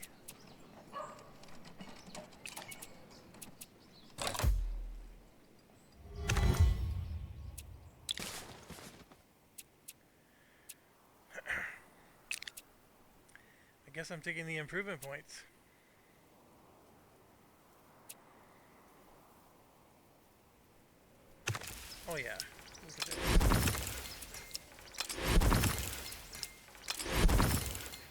put 3. And now it's producing 6 production. And New York is up to 30 production now. So they're getting 8 from the lumber town and 8 from goods consumed. And those goods are probably the 4. So now we got the... So then we can come here and go to woodwork and build a saw pit. So what that saw pit did is it's consuming 3 of the wood and it's making lumber. So the wood gives you 2 production. This is 4 production. So this was 8 productions worth. See, now it's jumped up to 14. And see, the lumber town is up to 10. I did not realize this, but I think the lumber town, this is considered a wood building. So the fact that I have this next to lumber town, oh my gosh, I didn't even realize that. That just added more production. That is awesome. Now, another thing you need to use the wood for is to make paper. Paper is very important in this game because you have to make religious texts to keep your people happy. I don't know of too many other ways to keep people happy. Now, we could, eventually you'll learn something that reduces this. I think it's called propaganda. But I'm going to... I can do local reforms. It'll produce more stuff from New York. I can also make Dallas happier, but I can make Dallas produce a town. Ooh, I didn't think about that. Like, this would be a nice mining town.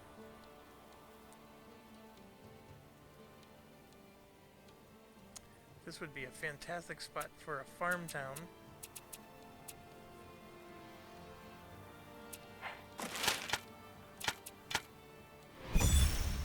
Let's do a mining town.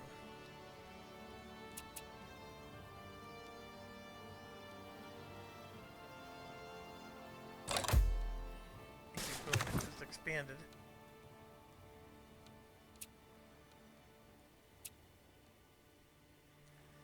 We're just surrounded.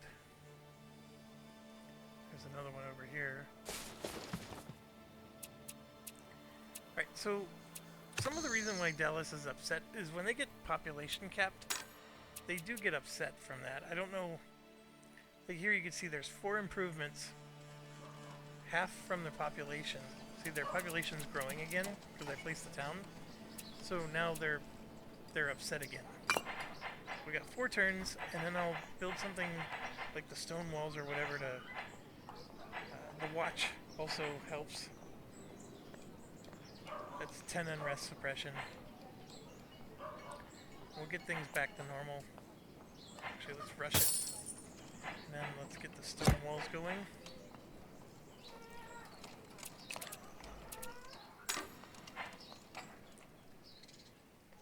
And New York just completed their stone walls. So you can see their unrest is going to go back down. And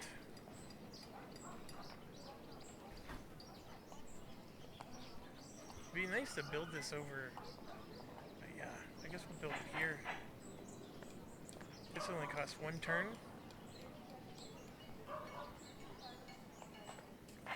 No. That's 2 turns. There's so many things that are so easy to finish. Let's get the hanging gardens going though.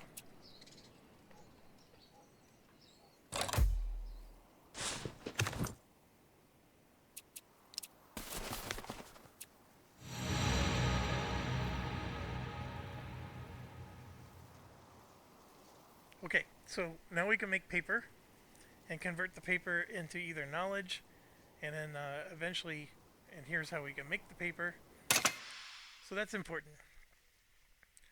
Alright, there's so much I want to research still that's even back here. But if you're playing the race, which I'm doing right now, I just unlocked Age of Monuments because I built 2 civic monuments. Age of Monuments is different than Age of Kings, which is the normal history. So this is a special age, and I don't want plague. And if I let the other two jerks, sometimes the AI is not real good at managing their sanitation, and so the AI will end up unlocking the Age of Plague if you let them do it. So I'm going to go ahead and unlock Age of Monuments, and once I do that, I'm going to come back and research all the old stuff. So we're going to stay in the Age of Monuments for a while. But I think that's what I want to do. I have so much stuff unlocked right now that I need to take care of. I need to get some more envoys built, because at 30 apiece, they're just so expensive. But as you can see, I can convert all these vassals, and that'll get me more stuff. Then eventually I can absorb the vassals. Because right here, that's absorb outpost. I think the absorbing the vassal is this. I can integrate them. That's not an absorb. I need to pay attention to this. This is actually going to make them a full-blown city. So yeah, this is the part where it gets tricky, because like I can take Rajapura here and tell them destroy the region, but it gives me 5 chaos.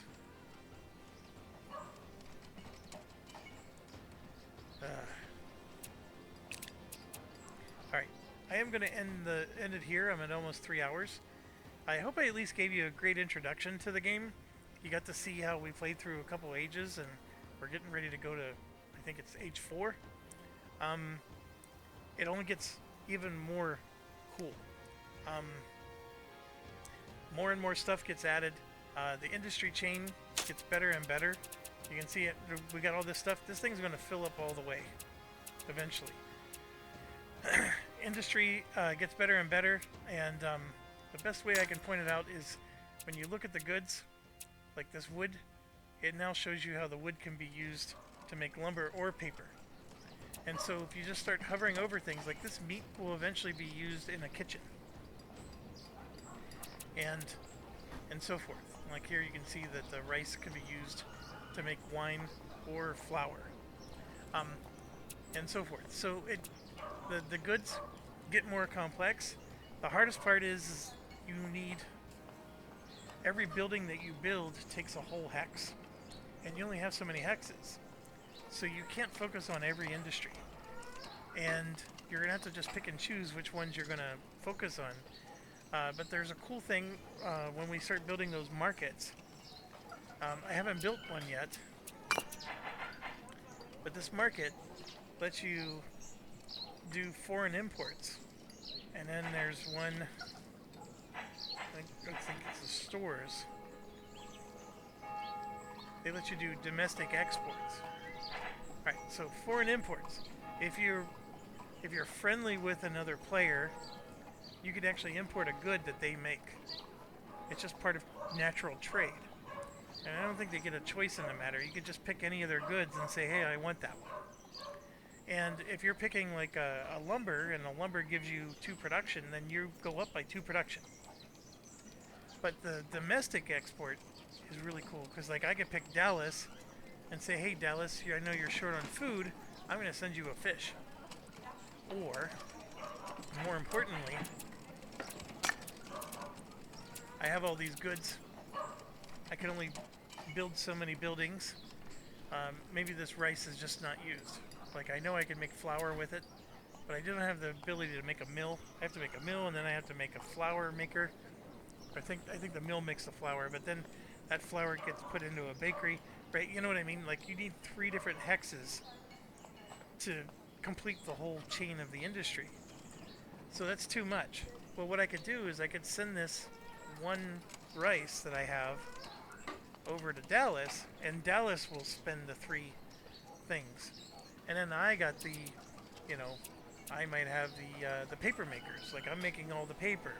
Well, then, Dallas can send me whatever wood it has, and so forth. I'm making it up as I go, but you know what I mean. And you can always move your people around. Like for example, this guy here is getting you 5 wealth. He doesn't have to be there. If I had somewhere else I would prefer for him to go, I can remove him and make more food, for example. Right now I actually like the fact that he's making me 5 wealth, but anyways, there's a lot to it. there's a lot more to unlock. There's a lot more coming. There's still an arts that we don't have over here on the domains, and as you can see, like more and more options keep getting added as we research and do things. Anyways, thanks for watching. As always, stay awesome.